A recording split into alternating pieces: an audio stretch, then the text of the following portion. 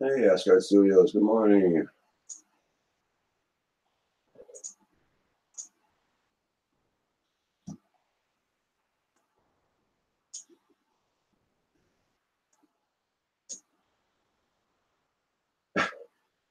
Yep.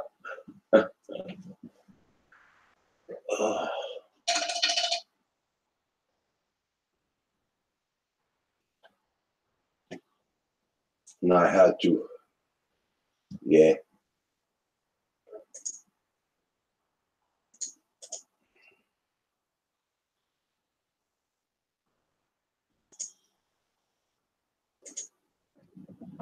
Hi, guy, how you doing?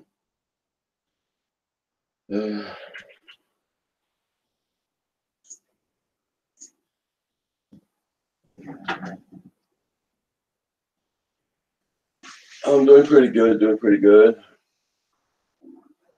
Just some good take a break last night off the live streaming, yeah. Hey, Mrs. RC, how you doing? Hey, Sanctuary Ariel, how you doing this morning? You had a very good live stream yesterday, my friend. And it did me some good to relax too yesterday. Yeah.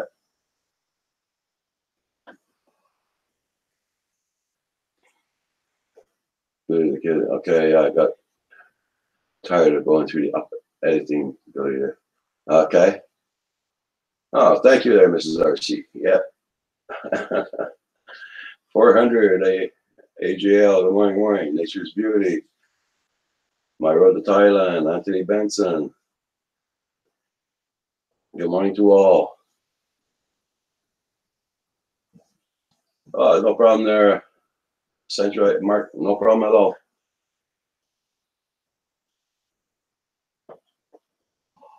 You getting ready to go to church there, Mark?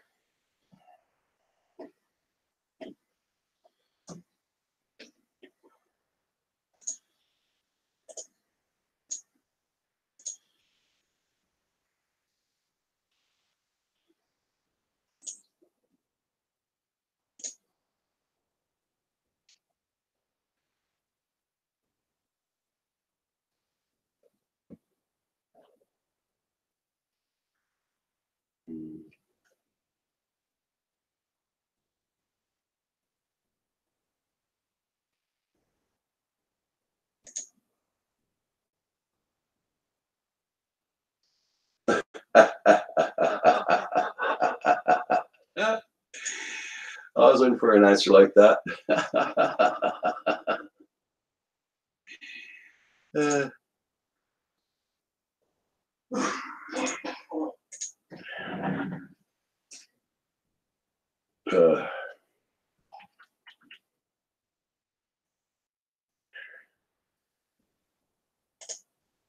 Yeah, I know. I shaved that yesterday. Yeah.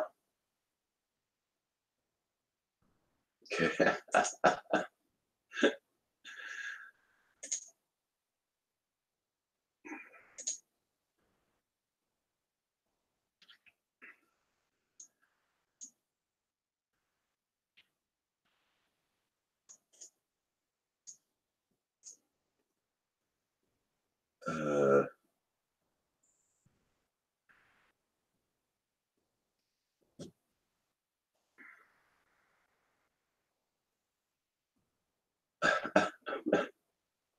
that's true, Asgard. That's true. Yeah. Right. Cult. There you go.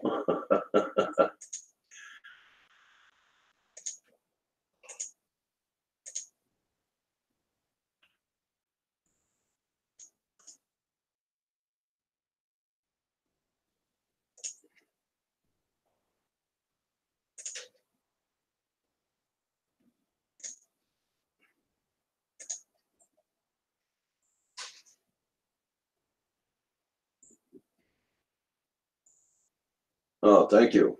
Yes, Nature's Beauty.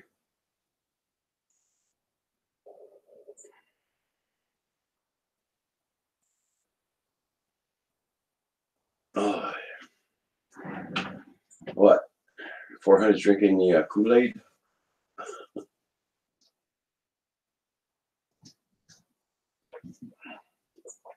Lulu Love, how you doing this morning? Good morning, morning.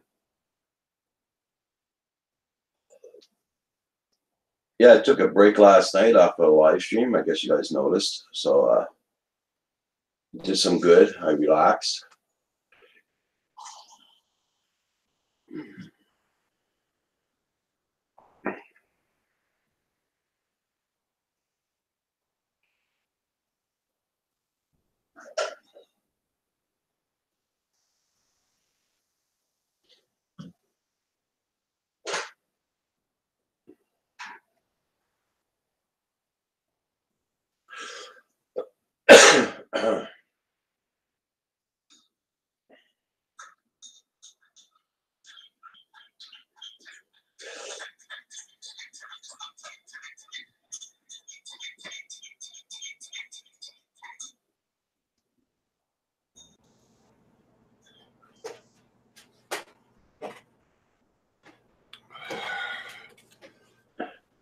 I just knew who this is coming in. Idiot. Good morning. Good morning.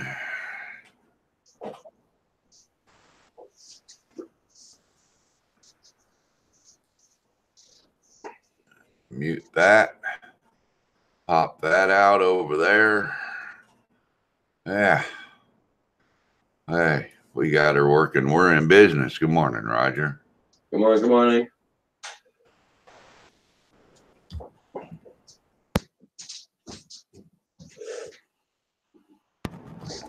Well, Roger, I got to say, I'm a little bit nervous and a little bit excited. Oh. Yesterday, about 4 o'clock, I smoked my last cigarette and I got full time on my vape. Oh. I'm gonna quit smoking. At least until I start back up again.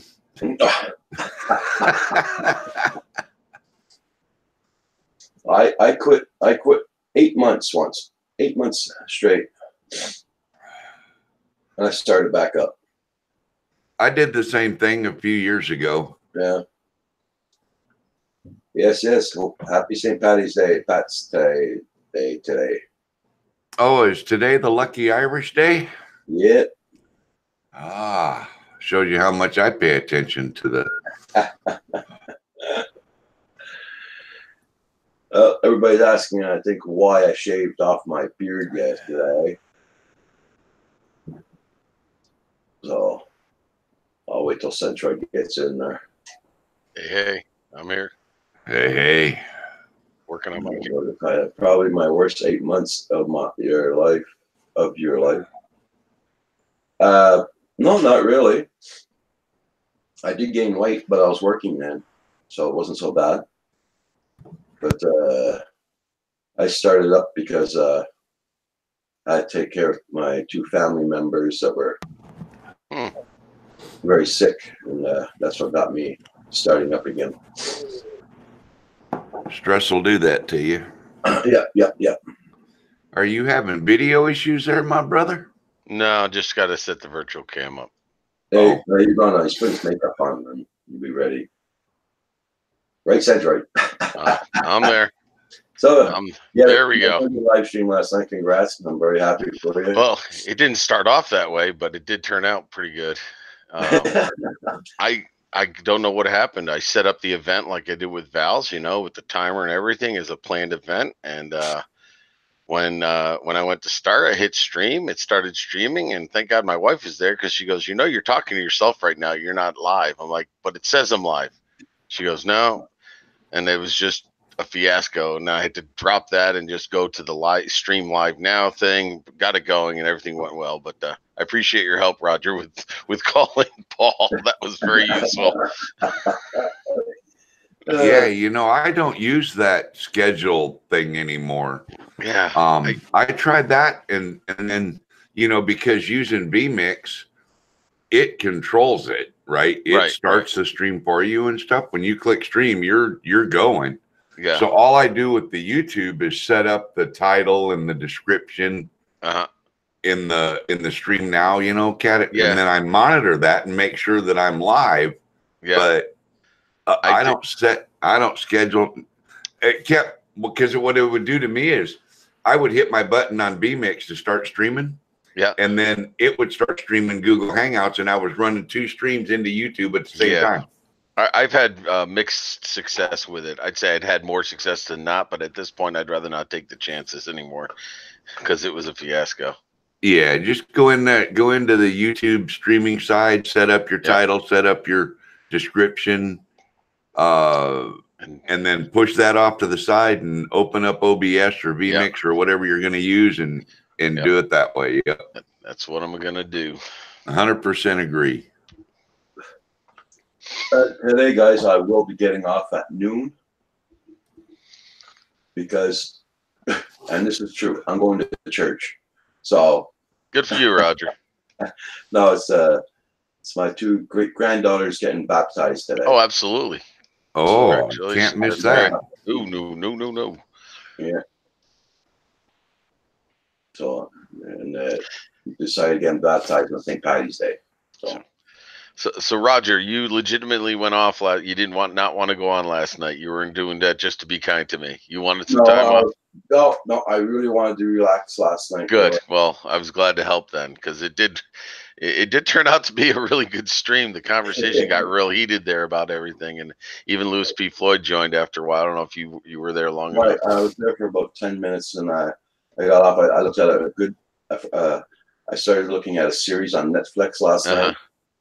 And I just sat back and relaxed. And hey, I'm glad you did, man. You need some time off. Nature's beauty. It's my great grandchildren. Yeah. Oh, that's very cool. I missed your stream last night because I was the interviewee guest on Artco Drone Solutions last night. Oh, that's cool. That's cool. So he's an interesting character, isn't he? Oh, he's different. I had him on my panel once, and woo! Yeah, he has his old stand-up comedy routine there for a second. He asked questions that I thought, God, why would anybody have any interest in that? You know, but it was kind of interesting. No, he's a good guy. He's a good guy. Yeah, absolutely. Good morning, Roland. So what happened on your stream last night that got so heated? Well, I shouldn't say it got heated. It was all about 107 stuff. But before that, Roger, did you have to say something to chat? Yeah, I was just going to say good morning, Roland. Electronic Circuit World, Nature's Beauty. Star Cops in the house. Lulu Love. The Road to Thailand. My Road to Thailand, I should say. Anthony Benson, how you doing? He's 2 away from you're 2 away from 1,000, Anthony Benson. Everybody check out Anthony Benson. Make sure you got him. Yeah, I tried something different last night, Mal. I actually found a website that has you can do polling and questions online anonymously, and so I set up like 10 questions pertaining to drones. You know, how many drones do you have? What kind of drones do you fly? So it's completely interactive. So you just went to a site. You didn't have to put any personal information, and when I activated the question, it would just show up in the tab. You click your answer, and anytime I set the question out, it would go automatically. So you really didn't have to do anything. And it was a bit rough at first trying to get that orchestrated, but once we got going, it actually opened up a lot of questions about insurance. You know, what kind of drones? And like case in point, I asked the question, which was pretty vague: how many people have insurance on their drones? And a majority of the people said no.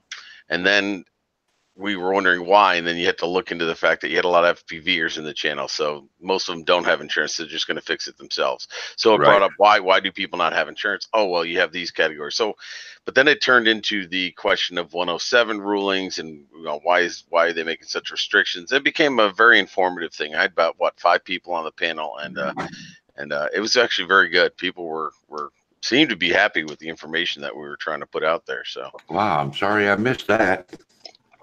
We could have used you. I ain't gonna lie to you. We could have used you because I know you're well versed in it. So, but Asgard Studios in the house. There you go. Good morning, sir. Gentlemen, good morning. Happy St. Patrick's Day. Good morning, Hugh. You do. My green's right there in the corner. There it is. Uh, That's green. I got my blue and white because I'm Scottish. Screw all you Irishmen. Hey, That's why I'm not running the backdrop this time. I'm just running the green screen back there. Actually, that looks good with the little drone there in the corner. Hey, I- John Paul. Good morning. Good morning. How you doing? Oh, crap. My- I have a green mug. Oh, well, I guess I'm participating. my green is au naturel behind me. Oh, Yeah. you got some green bush. Yes, sadly, I'm all cleaned up. Yep, no beard. Hey, Aesop Fishing. I need coffee. I'll be back. When the Yeah. Pope goes to church, he gets prepared. Pope goes to church? Me, talking about me. Hey, good morning, Dr. Drone. Yeah, the Frankentello worked pretty good, but actually it is now... About time you scrapped it. No. It's just phase 2. Now it's the Franken B. Frankie. Oh, there you go. I put it on the Bolt B now, so I'm going to fly FPV with this. Cool. Videos to follow. More coffee. I'll be right back. Okay. I'll wait till you get back and I'll go and get some. Roger, I crashed this in a snowdrift already and lost it for about half an hour. It just went zoom.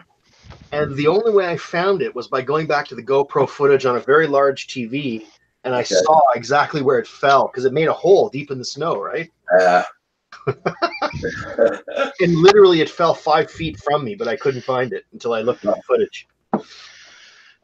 That's like when Kim lost his ghost. Oh, yeah. And we found it. Then we saw 2 indentations beside his ghost, and that's where the battery was on the camera. Wow.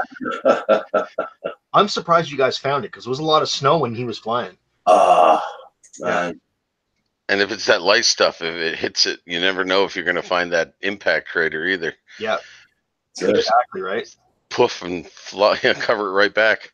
The cover was blown off of it, off the ghost. Wow. The cover was completely off of it and was half in the snow, half out. That's how we found it. Oh, nice. Yeah. Lucky Dr. there. Drone, I'd like to buy one of the ghosts. That's something I would like to fly. They're wicked fast, man. Yeah. Hey, I did this survey last night on my stream where people could answer and the results were tallied live and they could see the bar chart flipping back and forth and stuff, which was kind of cool. One of the questions I asked was, if you're an FPV, or do you buy your drones stock, or do you make them from scratch, or do you buy stock and then essentially chop them? I was actually surprised. Most of the FPVers, and I had maybe 30 people on channel. I thought they would all build them or chop them. No, they buy stock and go with it. I was actually surprised by that. That's cool. Yeah, no, that is cool. I'm surprised too. Yeah, actually. The way you hear them, they're all building and modifying and chopping and doing this. And I'm like, I would have thought that was going to be all build. Well, it's like Lewis. I mean, I kind of assume he's like, Lewis and Hadley. They're always building and messing around with stuff, right? So. Mm-hmm. Drone Pool, are you getting ready to go to church? I know Drone Pool goes to church, so. It snowed all night here last night, guys. And we got a little bit, not a lot. We probably got about 3 inches, to be honest. Yeah, We did hear the plows this morning. That's what woke me up.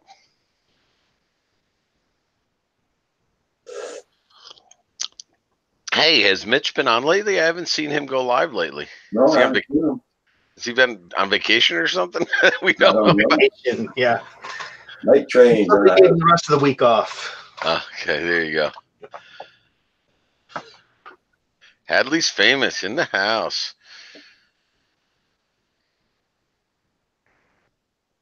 I'm getting ready to start getting ready.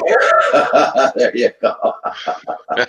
Oh, truer words never uttered. Paul Murray's in the house. How you doing, Paul? Good morning, Paul. I've seen Paul Murray today. Starcop says. What did he say? Starcop says, anyone seen Paul Murray today? He heard his name. With his main computer. He's yesterday he was about a half an hour in back of chat. I know, and I felt bad because I should have been watching chat myself, but Roger bailed us out.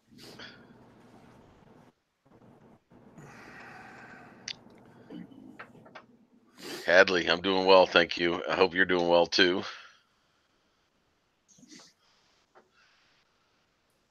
Oh, nice, Dan. Yeah, Dan had 3 good acro flights yesterday. That's great. Your Oh, rolls were good the other day. Those were pretty snappy. dying to try it. I'm getting closer though. Every day, a little closer. Guys, I'll be right back. I'm gonna go make a coffee. Right back. Well, I sadly DFPV'd my whoop. Now it's got a little red eye. I put a little LED in there now, so. Oh, there you go. I may have to just invest in a good little whoop, or get more batteries for the one that Drone Pool sent me, so I can start doing some of this stuff. But Let me ask a question about that FPV stuff. yes, sir. If I take my Fat Shark goggles Mm-hmm. and run an HDMI cable out of my Inspire controller and then fly my Inspire with the goggles, does that count? Sure.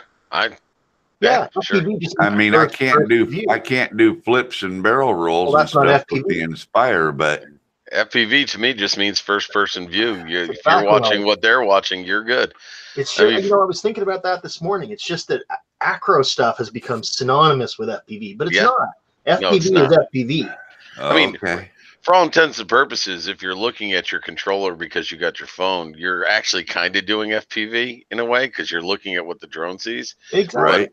But with the goggles on, I guess it supposedly gives you more of an immersive feeling. I've only done it once, and it was with box goggles. Well, and the analog signal is real HD in terms of there's no latency or there's minimal latency compared to Right. the signal, right? Because Yeah. if you're running 720, there's enough of a delay where you can't react real time. Right. So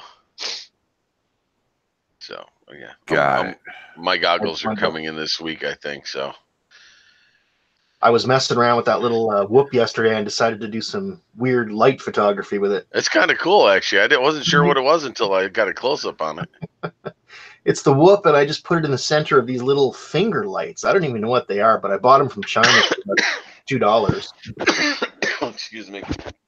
Ugh, I got to What it looked stop. like in the daylight, Nice. and then I turned off all the lights, and you get this neat little shape. Anyway, Yeah, pretty cool.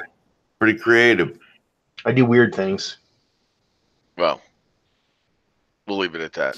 That's my job. Some people's weird is someone else's creative, though. So, There you go. you know. Ain't that the truth? And then there's people that are just weird. I cross into multiple of those categories there, Mel. I was just about to say something about that, Mel, but I'm afraid if I said something, it'd appear. Ah,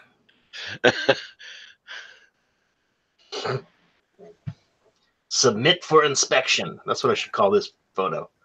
So speaking of weird, how'd that Yeti butt come out? The one you were printing yesterday, Mel. How'd that Yeti butt come out? The one you were printing yesterday. I wasn't. I know. I'm just kidding. Okay. The one I almost got a spit take out of you for. Roger, where's that eject button at? I need to find that. Fair enough. Fair enough.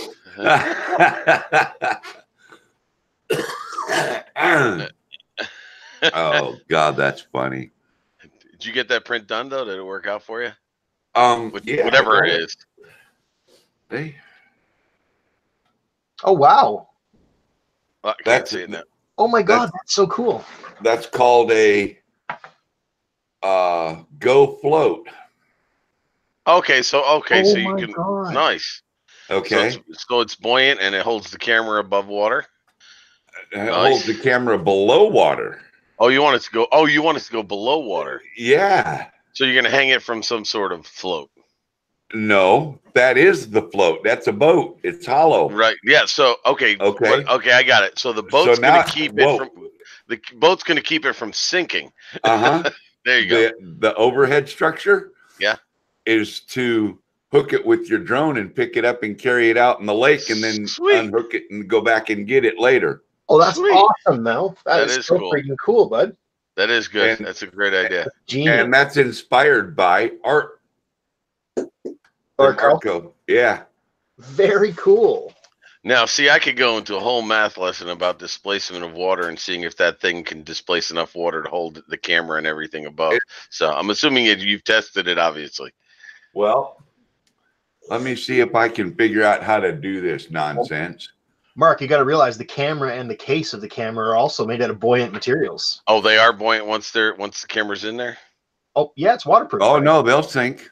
That Oh, no, camera, yeah. that Really? camera will definitely sink. Because the one camera I have, if you even sealed up, it'll sink because the camera's heavy enough to offset the displacement and the air that's in there. Oh, that's surprising. Okay. What am I looking You would think for? they'd make it so it would float so you could retrieve it if you lost it, but no, they want to Right. make more money. They want you to lose it. See. Okay. Oh man, I hate when it does this. Now, Tony Hartley, how you doing? Good morning this morning. Atlee's Famous, Proper FPV, Night Train, Nature's Beauty, Jenny G, good morning.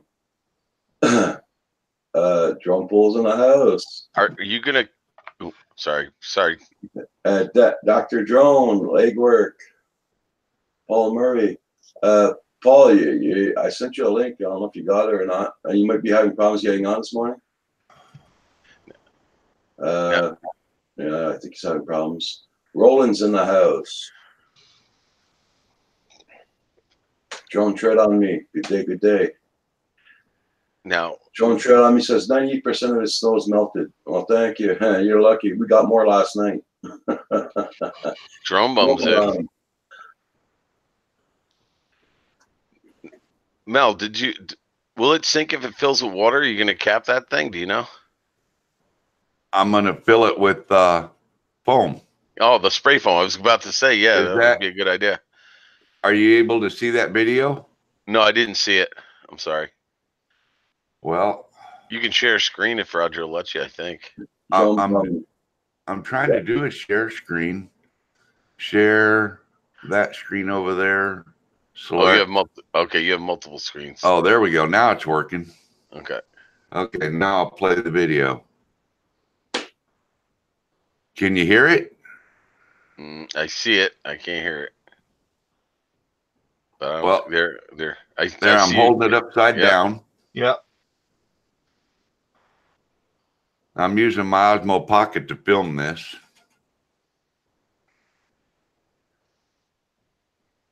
Now I'm tilting the camera on the pocket so it'll go to the sink. Got it. Now that's the view from the action cam.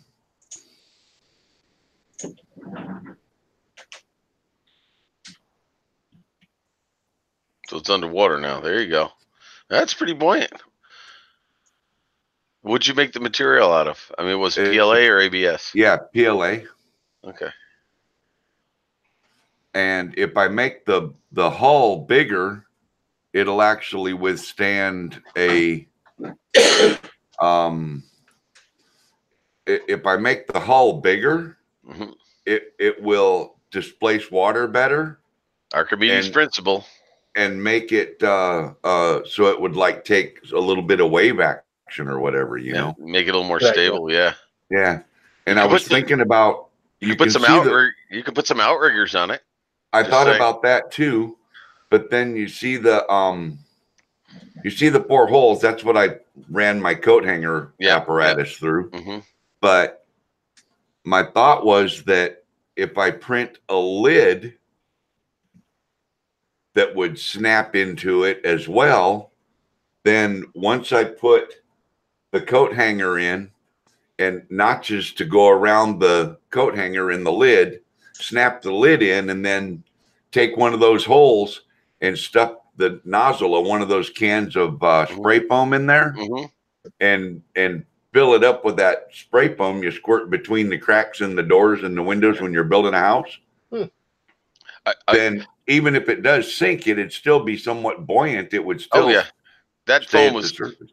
If I may make a suggestion, that foam expands, right? Yeah, Okay, I would probably fill it with foam, let it expand, and then saw it off, and then cap it so it look pretty. Because you might pop the top right off with that crap. well, that's a possibility too. But I hey, you know thought what? You don't even need the top if you put the foam in it. Nothing, no water's going to get in there. So that's true. it all depends on how pretty you want it to be. That's what it comes down to. RC Dude says put a GoPro in it. There's one underneath it.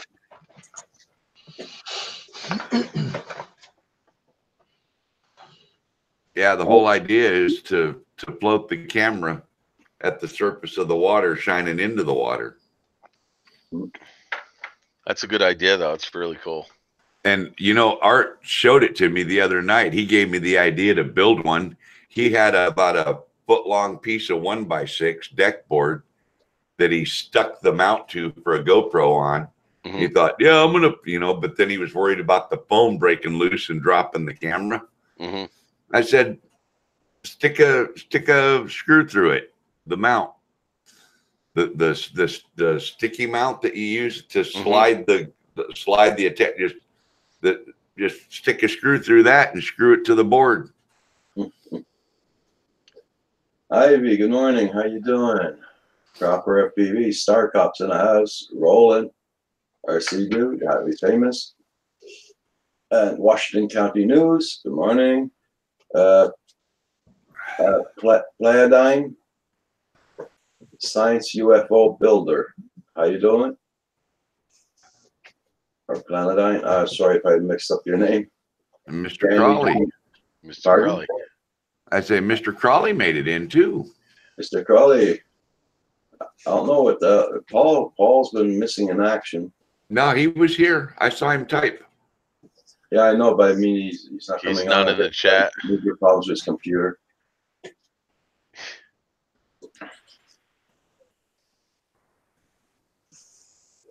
You know, I think the best thing for his computer is to take everything out, start from scratch. Yeah. Save all your videos on DVDs or something like that. Yeah. Yeah. Paul was doing his best. Mel, Paul was doing his best to help me last night. And, you know, some people were complaining about the sound from one of the guests. So I'm trying to figure that out. And then all of a sudden, Paul would tell me, no, they say it's too loud. And we were going back and forth. And I was listening to Paul trying to fix this. And finally I said, hey, everybody's in the yellow. If it's too loud, turn your ears down. If it's too low, turn it up. I was just like, I got it as best I can. Well, lo and behold, also when I hear the phone ring, it's Roger calling Paul. I And did call you, Centroid. Yeah, I know. And what did you tell Paul to do? I told him to put your sound on because couldn't hear nobody the first And time. that was good. No, that was good. And that I didn't know about because I'd done a new window and forgot to put my output. But no, then I was going back and forth trying to dial in the sound for everybody. It's going loud, then low, then they couldn't hear me, they couldn't hear me.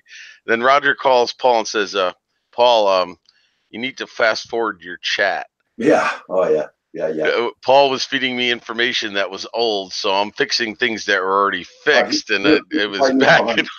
I'm like, Yeah. oh. I mean, I should have been paying in the chat myself, but it was just so funny that Roger. Yeah, it was funny that Roger had to call. I heard that. I'm like, I hear Roger on the phone going, Paul, speed up your chat. You're behind in your chat. Yeah. You know, he was doing a great job, but you know, his computer was just doing odd things to him, I guess. Well, eventually I'll get up there and I'll see if I can't help him get his computer squared away because he shouldn't be having that kind of trouble. Doesn't take much for a computer to screw up.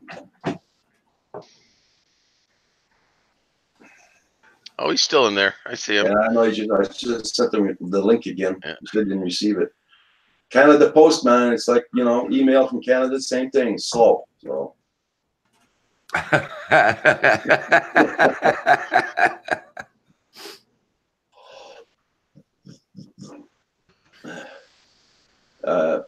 gonna say.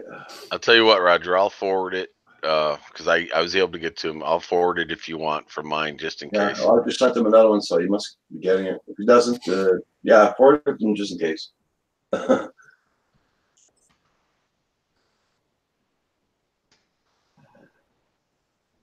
Oh, Centroid, where are you at again? I keep forgetting where you live. Central New York. Literally Yeah. right smack dab in the middle of the state, around Syracuse. Shoot me an email at 400agl.net at gmail.com. Okay, sure. Yeah, it's 400agl.net at gmail.com. 400agl.net at what'd you say? I'm going to write it down. 400agl.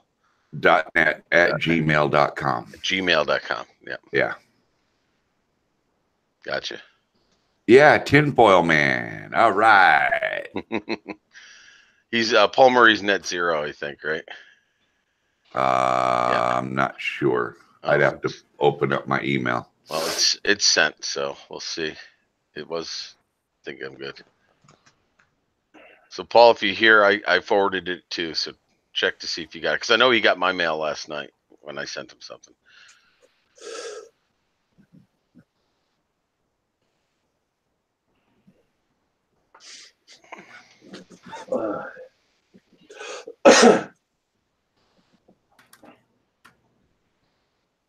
Yeah, I seen Val found a home last night. Yes. She was homeless. Yeah, we picked her up. We took good care of her. 400agl.net at gmail.com. Gotcha. So she says, she called me up. Why the hell ain't you on? So, no, I'm taking a break. And you left poor Val homeless, did you? I was confused, but I just ran with it. I was there for a little while till I had to run away. But believe it or not, with this, even because the mount is all printed as part of the bottom, right? The GoPro mount part. Just that sitting on the printer like that to get printed. Now you can see it's not very big. All right. I mean, I can cover it up with my hands. 6.5 hours to print just that. Easily. Yeah. But it's a 1/4 inch thick too.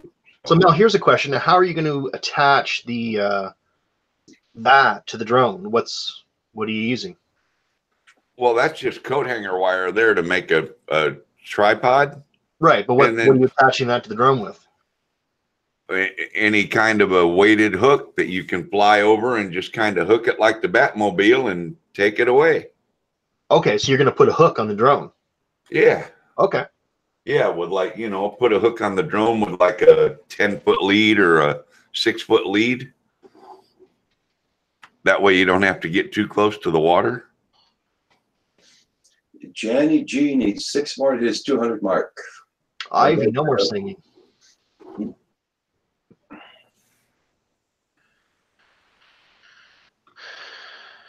Old guy in the drone. Good morning. Oh, there he is. Speak of the devil. Morning, Mitch. What's up, buddy? We were wondering where you were.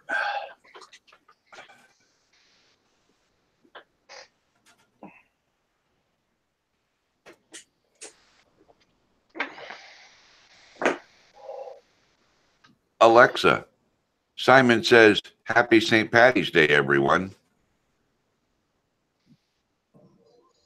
Happy St. Patty's Day, everyone.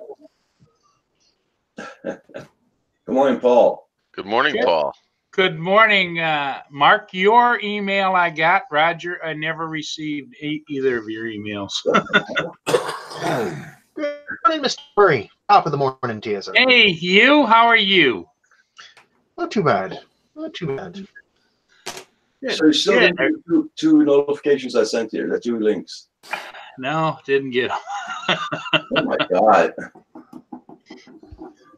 Yeah, I got the one from Mark, but Somebody's not. going on the computer. Or I'm going to check it again. Check and check see in the- if check it in ever. the junk mail. Sometimes goes to the junk mail.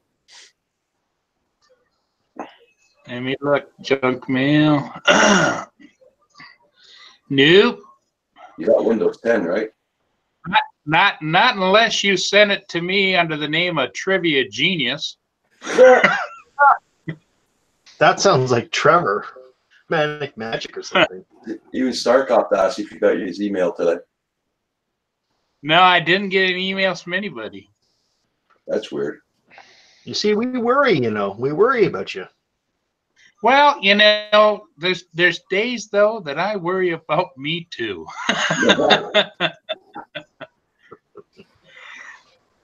It's like when you wake up in the morning, as you get older, you wake up in the morning and you gotta think for a second.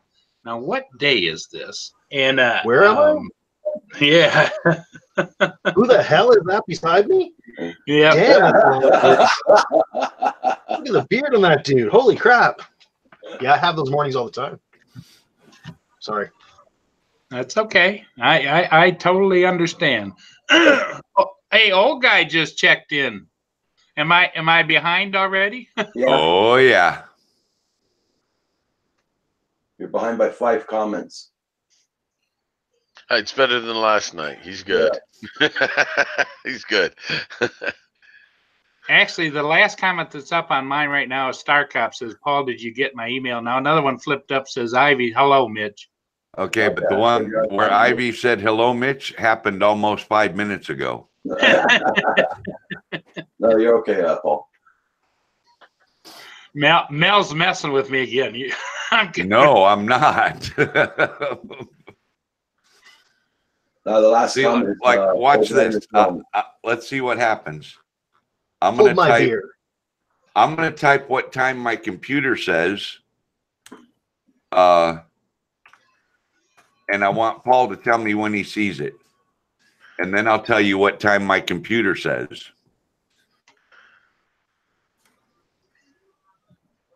Still waiting. Still waiting. Actually, now I've lost my chats. Well, there you go. Still waiting. I've got the picture up, Mel. But the live chat. Show chat. What the hell?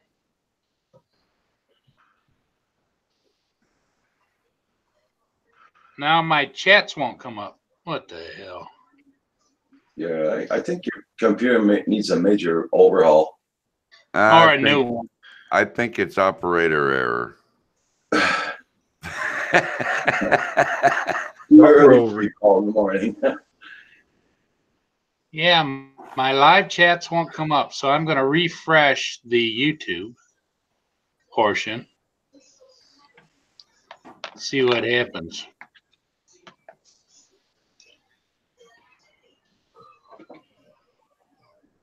Technology can be so touchy. You Oh, think? yeah, I'm right there with you. Hey. I mean, this relationship I have with my computers is like worse, much worse than any of my 3 marriages. Divorce then. Get rid of it. Yeah. It should be a no-brainer, bud. Well, yesterday I was so upset yesterday by about 6 o'clock. I was looking out in my driveway and I thought, I'm going to fling this sucker right out the driveway. Oh, God. Well, hopefully I'll be up there in a few days, Paul, and I'll help see what's going on with it. It's just, it's maddening.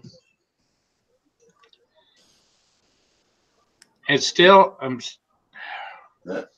You might you might have to put every video you got on a DVD, and flush it out completely after that. Take all your info out, what you need.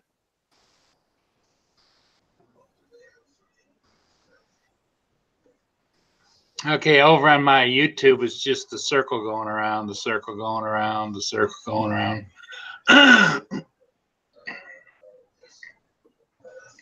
Now the chat just popped up.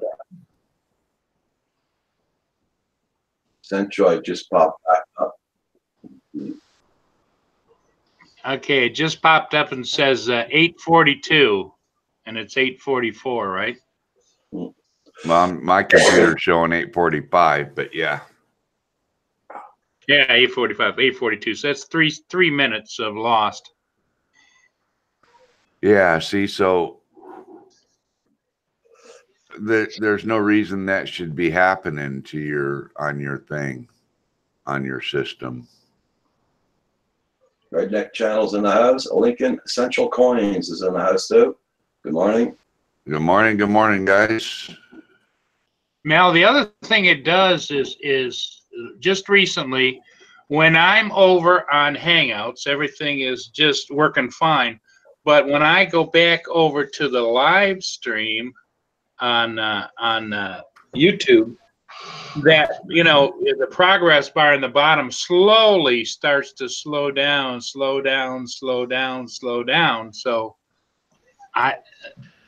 then I have to take and advance it back up again, and then I'm out of touch with this, Mel. And again, you probably have a lot more experience. No, you do have more experience with this. Somebody always tells me to make sure I clear my cache out of my web browsers and stuff like that. You know, clean it up, get rid of all the Once junk. a week. Yeah, but I mean, could that be an issue he's having if he's got so much junk in his browser that it's slowing things down? I don't know.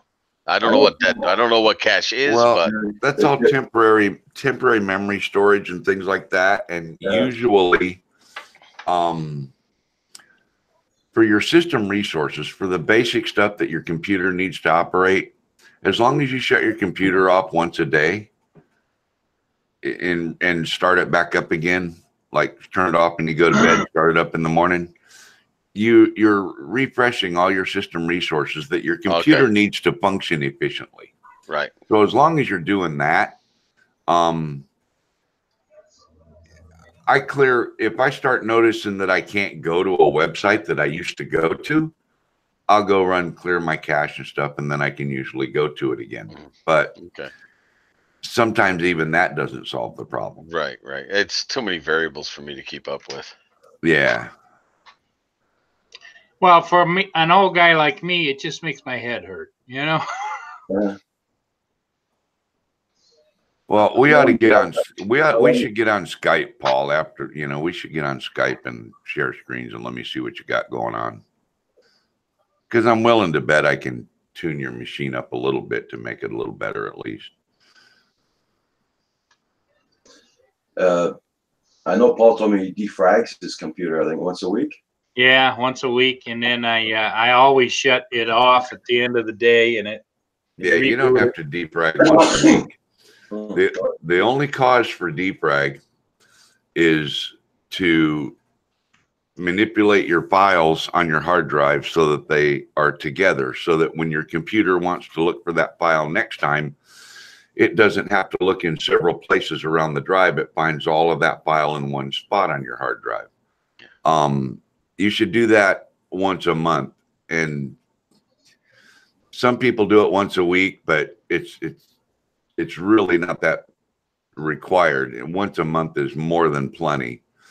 I do mine about once every 2 months, and I add a lot of files. I shoot a lot of video and put a lot of files on my computer. And I do it about once every 2 months. Defrag, if anybody understands, unless you're running a solid state drive, and that's a difference with a solid state drive, but if you're running a regular hard drive, imagine a wheel spinning with a can of spray paint, and every 3 seconds you give a 2-second squirt to the spray paint can, right? That's how a computer writes files to your hard drive.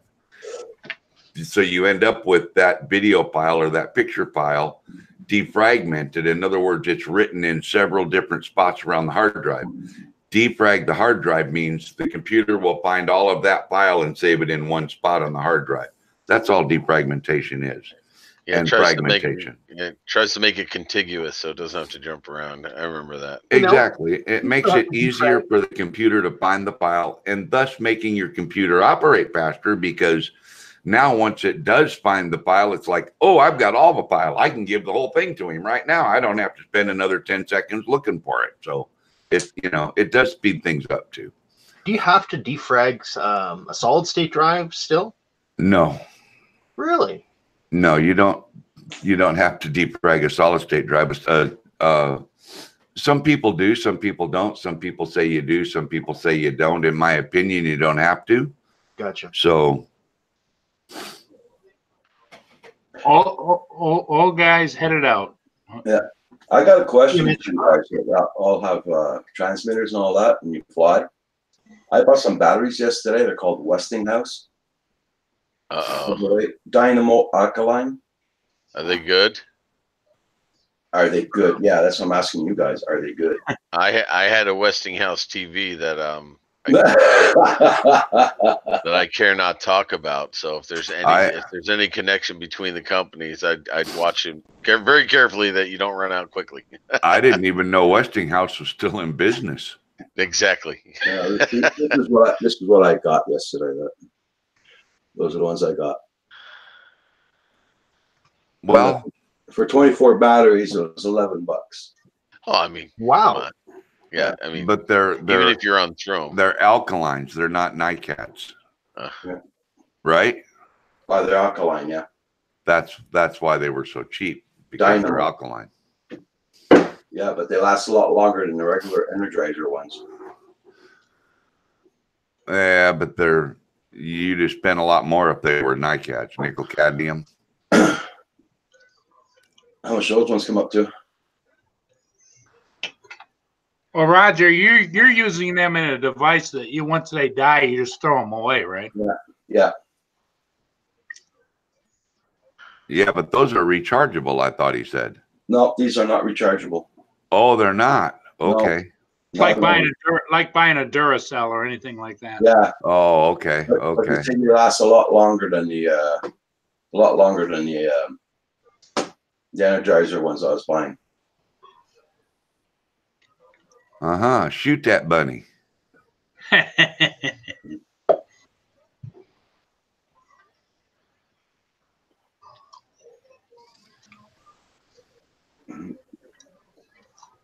Everybody check out everybody's channels. Make sure everybody's got everybody. Good morning, Val. Good morning. Good morning, Good morning, Val. Good morning. Let's see what we got.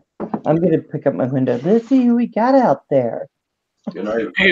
Hey, Val, nice elbows. I like that. Paul, you so flirty. You never mentioned a lady's elbows. Yeah. My computer decided not to work this morning. It just wouldn't even turn off or on or anything. So I had to take the webcam down and work on it for a minute. Yeah, everybody's got problems with their computer this morning. Now I'll put my hammer away. Yeah. Good morning. I'm not the only one with computer issues I can see. No. Rulin. Hey, legwork. Gianni, maybe? RC Dude and UFO Builder. I know there's a lot more. Be right back, guys. Okay. Was it something I said, Hugh? Not at all, Val. No, I'm just thirsty. He didn't want to sing him uplifting the bottle. Hey, Mel, how you doing this morning, darling? She's still there? Mel? Yeah. I don't know. Yeah. Okay. Mel? Hey, Centroid. Good morning, Val. How are you? Pretty good. I just witnessed a 3-inch build last night.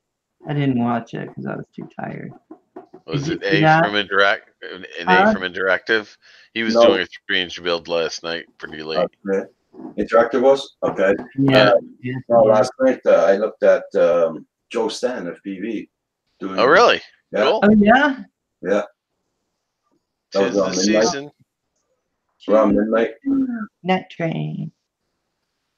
Sorry. I'm like squirrel. Yeah, and I thought, it must be in the air. Yeah. That we're doing Well, 3-inch build.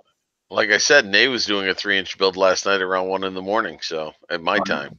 I know, right? Well, supposedly spring is in the air, so the builds are on. They are. They are. You know, Everybody's itching to get out there. we got a bunch of our spring birds are starting to come back. But I tell you, I'm gonna watch. I am definitely gonna make sure I catch Louis P. Floyd. You want to take notes and see if he does what you told him to do. Yeah, if he doesn't do it, I am just gonna see him go. clean that desk for God's sake. I am. I know he will. Yeah, Hey, he's good. Run.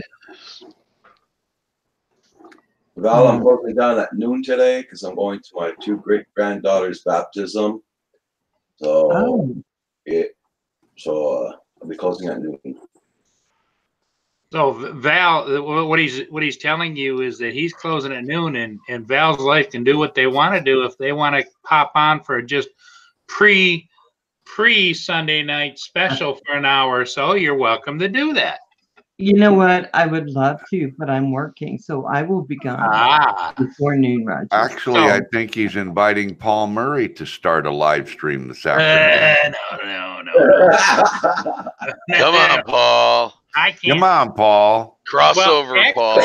Come on, everybody in the chat. Everybody in the chat right now, give me a thumbs up for Paul Murray to start a stream. Come on, everybody, give me a thumbs up. Mark, and you all set up. You guys could just continue live. No. Hadley's gonna do a live stream. Hadley, do an hour live stream. There you go. What's going on, guys? What's going on? Good morning. Now I just woke up. One thing I noticed about Paul is he loves the ease of being able to go into everyone else's live stream without the push of having to do all that himself. And you know what, Paul? Stay in your lane if that's what your lane is. But if you ever want to go on live, we are all going to be supporting you. I like the role of a support player. I'm not destined for stardom. Roger drugged me out from behind the curtains to begin with. Wait, he drugged you? He drugged you? Yeah.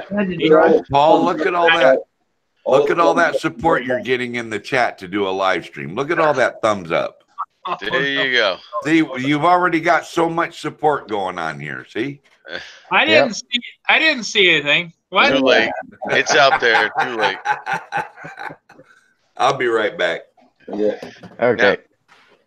Now, Hadley, I got to say something about last night. I appreciate you being in the chat, and I want to make sure you understand something. When I said that there were people that said you should be able to do the build in an hour, that was not you actually. When I was thinking, I heard that. Well, I mean, you may have said an hour or two. Yeah, you may have said that, but the last person I was thinking about was you. It was on an earlier chat, and the people were going to like, "What's he taking 3 hours for? That's ridiculous. It should only be an hour." Because I know you wouldn't have said it like that. So no. It was not I you. mean, it depends on how you're doing it. Yeah, I mean, if you're going to be explaining everything, that's going to take extra time. Yeah, you're talking and you're building, and I was just thinking, like, if you guys could have like a little, like, if he could do a little printout of what's next, so you could talk about it, like he'd do a little paragraph or whatever instead of him talking and stopping. You could be paraphrasing. Yeah, and that's why I was like, do you guys want some help with that? And that was my idea to put in, like, and then text. I saw you. Lewis is like, Lewis is like, you could keep the chat going, and I'm like, oh man, I didn't mean like that. I was like, an idea, help. No, I caught that. I caught that. And I'm going to bring it up. We're going to be talking, and if he can give me the stages of what he's going to do, I'll take care of it, and I'll even put it as a text or something so it's on the screen so people see we're now, it's a transition. We're on stage 1, we're now on stage 2 or whatever, and this is what he's doing right now. So and then number them, and then so everybody could ask questions about something at the end. And do the building for the day, how long you're going to build for, and then everybody could ask about what he worked on at the end of it. Sure. Yeah, just like a presentation in school or in front of a group of people. They get the questions at the end. I mean, that's what I would, instead of lagging you guys down. Sorry, Paul. Sorry, Val. Go ahead. I was just going to say my pet peeve with how to do things on YouTube is that when people know how to do them, been doing them for a long time, they seem to clip through them, miss specific things you have to do, even down to the soldering. Oh, look, here we go, solder it in. And you're sitting here thinking, okay, I didn't exactly see what that was. And so then we end up messing up tons of stuff before we ever get it right. It's hard to do, to go back to the elemental of a project and say, this is one by one and get it correct. And that's what I'm looking to see. I'm not looking to see. I agree with so much that they're not showing me every step of the way. I agree with Val. If you're really going to teach and show, even the minute part about, okay, this is the kind of soldering iron to use. This is how you tin the tip and why you tin the tip and how to make a right, how to make the solder joint proper. Because to make it run correctly. Yeah, and that's the thing that when you're playing with solder, you got to learn how to get that water to run. Like Paul's saying, how do you tin the tip of your soldering iron correctly? You may not want to go down to that minute, though I agree with Paul. You may not want to go down because some of you guys are going to be going, we've been doing this for years, get on with it. But you don't want the guys who've been doing it for years, and so you get on with it. You want people like me who go, what is this? I bought a soldering iron. I just or at least run a link to it. Say, listen, if you don't know how to properly tin your tip of your, here's a link to a video that will get you started. Come back after you figure that out. At least say this is what you need to be able to do before you progress. And if you're coming on the 21st, you have plenty of time to go to do that intro and say, here's a few videos you may want to watch in preparation for because not only the soldering iron, but the wire and every part you're soldering needs to be tinned. Yeah. Yep. Yeah, so you may want to do just, you know what I mean? So here we go, guys. We're going to do a 3-inch build next week. We want you to be here. But here are a few in the description, really good beginning steps to you'll be ready to go when we go on. And one thing is, how do you find good parts? How do you do the solder? And there are a lot of videos out there, and just post them, let people go to them. It may be too much, and it may be putting you into something central you didn't want to get into. Yeah, my eyes are starting to grow. I'm like, oh my God, wait a minute. Well, here's the thing. Here's the biggest thing that everybody needs to know. This is an FPV build, and if you have found yourself to this place for an FPV build, you've already struck the interest in a person to come to it because that's what they're looking for. It's going to be something that's going to be posted after the fact as well, so it's always going to be on there. So like he can always change the description if something is more up to date in the future. Looks like Roger fell asleep and stuff. Yeah, FPV builds. No. Well, the other thing, Mark, that was interesting about your survey was that surprised you is the number of people that have never done a build or repair, or whatever. They're just flying right direct from the factory. Yeah, Hadley, I don't know if Hadley, you joined when I did the survey. One of the questions said, if you're an FPV flyer, do you prefer to buy stock? Do you build from scratch, or do you buy stock and chop or modify? And we had maybe 30 people in the chat, and I was like 14 people responded. It was like 60% buy stock and fly stock. I thought it would be the other way around. I thought people would be building and modifying, but it does depend on it does depend on your audience. Yeah, so whoever the FPVers were in my chat were leaning more towards, I just buy stock and fly. So, but again, that's not representative. It is easier if you don't have the time to build and you have the money. You got to do that. Roger. It might not just be a time issue. It might be like overwhelmed about talking about ESPs and everything else. Hold on. I just want to say hi to John Klopp. He's new to the community. I just gave him a wrench. John, we have 3 rules in here: no foul language, no racist remarks, and no politics. And we're all good, my friend. Everybody check out his channel. It's a fishing channel. Very good channel. Very good content in it. So check him out, guys. Yeah, and I have him. Hey, Roger, now that everyone stopped, did you shave this morning? You're looking kind of nice. Yeah, well, I got to go to church today, so. Really nice. I like his beard. Why do women always want us to shave? I don't know. Because that scruffy stuff. What you hiding there, buddy? I know. My wife's on me all the time, though. No, I'm going to church today, so that's why I gotta. Yeah. I already have John Klopp. Everyone has a beard on here, but me and you now, Roger. 3, 4, 5. There's 5 guys besides Roger on the panel, and all 5 of us have something going on down here. So that's called the weight of manhood, right there, boy. And Val, by the way, Hadley, Yes, sir. Awesome. 100%. I'm dying. I want a cigarette so freaking bad, but Jake, so it's far. much better. Like I said, just pull that Band-Aid off, man. Congratulations, Give Mel. it 48 hours. Woo! 48 I'm hours. dying this morning. I want a cigarette Come on. so bad. I'll vape. Oh with man, you, in bud. Let's 48 go. hours, in 48 hours, Yeah. AGL, 48 hours, go and have your favorite meal. There you Go go. what? Seriously, in 48 hours, go have your favorite meal from wherever you like to go get some food at, or if there's a specific spot you like to go or something you like to buy and cook. Do it the same as always and tell me how much more you taste. It's going to be amazing. You're going to be like, Oh, I actually don't like it no more, or I love it that much more. happened. Yeah. You know, I quit smoking for about 6 months on a New Year's thing with my wife back when I was married. We just both totally went cold turkey and quit. And I no longer liked 80% of the food she cooked. You know? So quitting smoking, well, we'll leave it at that. Well, you've acquired the flavor when you were smoking. Yep. And then when you quit smoking, When everything your starts. palate's clean because it's not covered up with tar And you're and damn. nicotine, Go good with things cigarettes. taste different. So Mel, when I quit smoking, I was starting to get emphysema. My kids were giving me such a hard time. They were smaller. I didn't smoke in the house. It didn't matter. They were always, my youngest was, who now has a beard, which I'm trying to get into shape, would always throw my cigarettes away.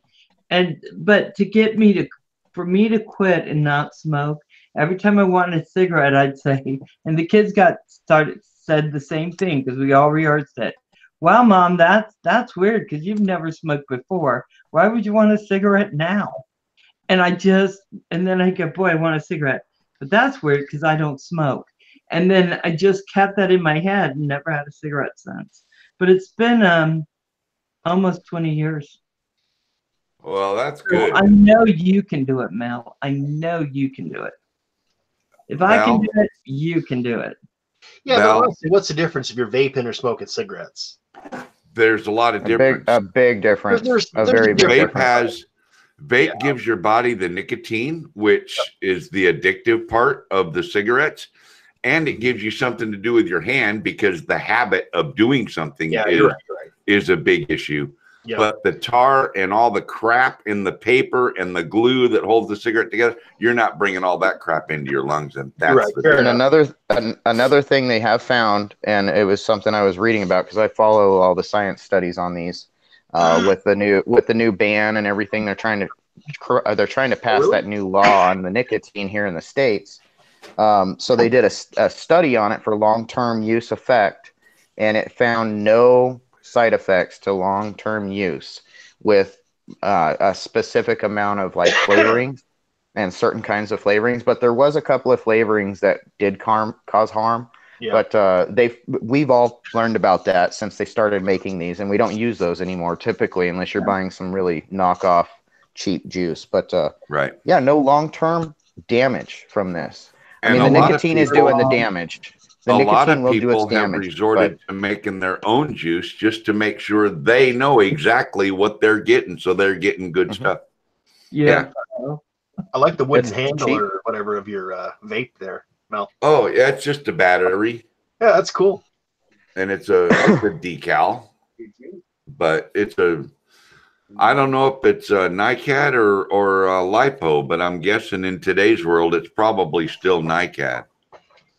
I'll bet you it's a Li-Ion, like an 18650 in there or something. Yeah, that could be. Yeah, I'll be right back, Roger. Okay. but anyway, I want a cigarette so dang bad. What's with all us You're bearded vapors, eh? What's what? What's with all us bearded vapors? I know. My wife was just saying I need to shave because it's getting hot out. I try to keep it short. Like the hair around my mouth when it gets hot, like over 100 degrees, I end up with cold sores. If my hair's like touching my lip, if my hair is just touching my lip and I'm sweating, I get a cold sore or whatever. The one that's on the outside here of your lip. Oh man. So like I have to keep this. I don't know. It's my own allergy to my own hair, I'm guessing. It's bad when you're allergic to yourself, man. Yeah. It didn't happen until I moved to Arizona. It was fine in Oregon. No problems. You know, You be out sun all day, sweat all day, no issues. I come here and it's like That's the difference. nuclear freaking hot. Driving the control card. Yeah. So Roger, what is your plans for today? My feet are going to burn. I'm going to be in the church today. Bye. Yeah. My 2 great granddaughters are being baptized today. So Oh, awesome. Congratulations. that's why I'm getting off at noon today. The baptism's at 1:30. That is a Kim big deal. going with you, Roger? Huh? Is Kim going with you? Hell no. The church. Kim, you better go to church. The church. You better go to church, Kim. He needs it. We all Kim's need it. If Kim and I are anything alike, he got thrown out of church a long time ago. Hey, Yeah. Doctor, how you doing? You will always find your way back. Yeah. You will. That's what they claim. But I'll try. Yeah, Well, Here, it's either here or then. Hadley, I'd this rather is my I'd rather be here. church, so I always That's try to right. get back It's to, one way or the other. You will be. Yeah. You will find You your will- way back. in most cases, it's feet first. every morning, Yeah. 9 a.m. Lost Your soul. standard. Oh my God, Kim. Call that feet forward, right? Sorry, Dad's in the house for about Kim. Kim, sorry, Roger. Start cop, proper Prop Gear. Good morning. Good morning. Yeah, I went on the Prop Gear's live stream last. Well, it's like we call it there with that. You know, they're flying and they're talking in the chat there. Mhm. He was on there last night. It was really, very nice, very nice. Yeah, I just subbed him. I didn't realize that I didn't have him. Him and somebody else. I'm gonna say Bonner FPV because I don't want to say what I think it's supposed to be. Hey, it is Boner. Yeah, there it is. There you go. I didn't want to. Wonderful. I didn't go any further than that. I didn't want to ask him why. So Yeah, it is what it is. Well, polish that's his why I roses. just wave and I don't say the name either, Centroid. yeah, Well, I I'm just gonna wanted to call make him sure. Bonner too. Yeah. Drums. I know it needs a double N in there, but I put it in just for safety's sake. Yeah, that's what I'm gonna do. You put it in what? Yeah, exactly. Here it comes. Yeah. You got, What does Hey, Roger hey. do with it? you What? warm it up. Hey, Kendra. Hey, Kendra, how you doing? Night train. Oh man. There you go. Right, now- Gianni? Some things you just don't want FPV of. Yes. Thus, the journey begins down the rabbit hole for Roger's show. It's begun. Hey, Hey, Phil, Sorry, guys. I've got a question for everybody. Does that mean that the technicians that do colonoscopies are FPV flyers? What the hell? They got I wouldn't say flying, but they're Okay. FPVing something. I'll see y'all later. But, you know, we have now reached the event horizon. There is no turning back now. Well, I was doing really good. Thank you for asking till about a minute ago.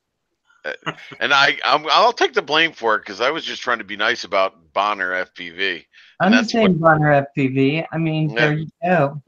Wait, what? Did I miss something? Did you warm it up? I did miss something. Something cut out.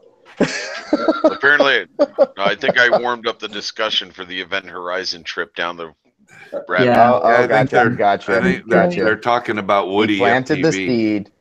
Oh, I gotcha. Oh, Woody He planted FPV. There you planted the go. seed. Little twist on that one. We must be Truth, talking about FPV Toy is Story not a now, new right? thing. Yes. No, it is That's not. the truth. FPV is not a new thing. But it is, I will say, it is relatively new when you look at a lot of other hobbies. Yes. I would say the quality of it is new. Yeah. The better quality that we have nowadays and the compactness of everything. the So barriers it's to new to entry a lot of people. Yeah. are cheap to get into the hobby. Yes. Well- Things have changed. Thank God. Now, would you say the precursor to this, aside from fixed wing, was people who were flying helicopters, the rotor? Because that seemed to be kind of the way things Yeah. were Oh, going. That's where our transmitter setup came from. Yeah. It's from the helicopter. Yeah. Yeah. Yeah. Yep, you gotta love it. I mean, those things are so hard to fly, like a 3D helicopter. Oh my God. God. And Mitch from Old Guy Drones got a couple. He's Yeah. had some experience with them. I couldn't imagine flying one of those. Well, and it's crazy how, like, the thrust vector on the propeller just can change, and it's spinning the same direction, and it changes which way it's thrust. Yeah. Oh yeah, I mean, yeah, It's a mind-blowing situation. yeah, it is. It is. I've flown almost everything except a real helicopter. I've flown all kinds of fixed wings, ultralights. I used to own my own ultralight. I had a powered paraglider that was amazing. Mm-hmm. But I've never flown a helicopter. I haven't tried that. I like the way you fixed up that bolt B there, Oscar. It's fun, man. Mine's gonna be the same way soon. Yep, it's fun. It's so easy. $12 for the camera. That's it. Yeah. Nice. I know. I had like 5 of those, and Summer keeps killing them with her little FPV truck. Thank God they're only $12. Every time she kills one, she's like, "Well, I'll get another one payday," and I'm like, "We still have 2," and she's like, "But I got to get more because we're gonna run out sometime." The problem is, I blinded my Eachine E013 to do it. So what I did was I stuck in a little red headlight. Oh, I see that. Gaping hole. It looked awful. Oh, Frankenstein. Yeah, I was bored yesterday, man. Prop gear. That 3D copter stuff. You watch it almost looks fake. It looks like it's been edited on some sort of video editor. The way they fly it, and the turning on the dime. It looks scary as heck. I'd hate to be near one of those things. Oh yeah, think if it hits the ground and just like starts to rip apart. No, I'm thinking about hitting me. Yeah, that too. I mean, it'll probably be the last thing you see coming if it does get you. But those things, like, and they're gas powered too, aren't they? Some of them are electric. Oh, okay. Well, Yeah. even those, even the FPV quads you guys fly, when you start getting them close to yourself, those things are freaking dangerous, man. Man, I don't even want to get into it. There's crying out loud. my wife is not okay with them anymore. Like being near Mine us. either. We had an event happen where we went to go meet up with somebody that I know that flies, and like he comes out here to come fly every once in a while. And was like, "I'll come and fly with you," but it was like a day that I'd already flown, so I was with Summer in town. I was like, "We're just gonna stop and hang out while he flies," and so he has a spotter. And while he was flying, he's like, "My video's acting up," and I'm like, "Dude, just come in and land. You've got 5 other quads. Just put that one aside. If a video's acting up, there's people everywhere in this park." Yeah. And my anxiety's up, because there's kids, there's people flying the line planes in a circle. There's all kinds of stuff going on. And he comes in, and for some reason, he takes that same quad back out again. He's out ripping around over everybody. And I'm like, "Dude, you're over everyone. You need to stop doing that." And he's coming back, and guess what? He loses video. What happens to it? It flies directly at Summer and I and smashes into my truck. Like, I wasn't exactly happy because I told the guy, "Don't fly it." And now my wife doesn't like him, because he was like antagonizing it. Never said he was sorry once, not once.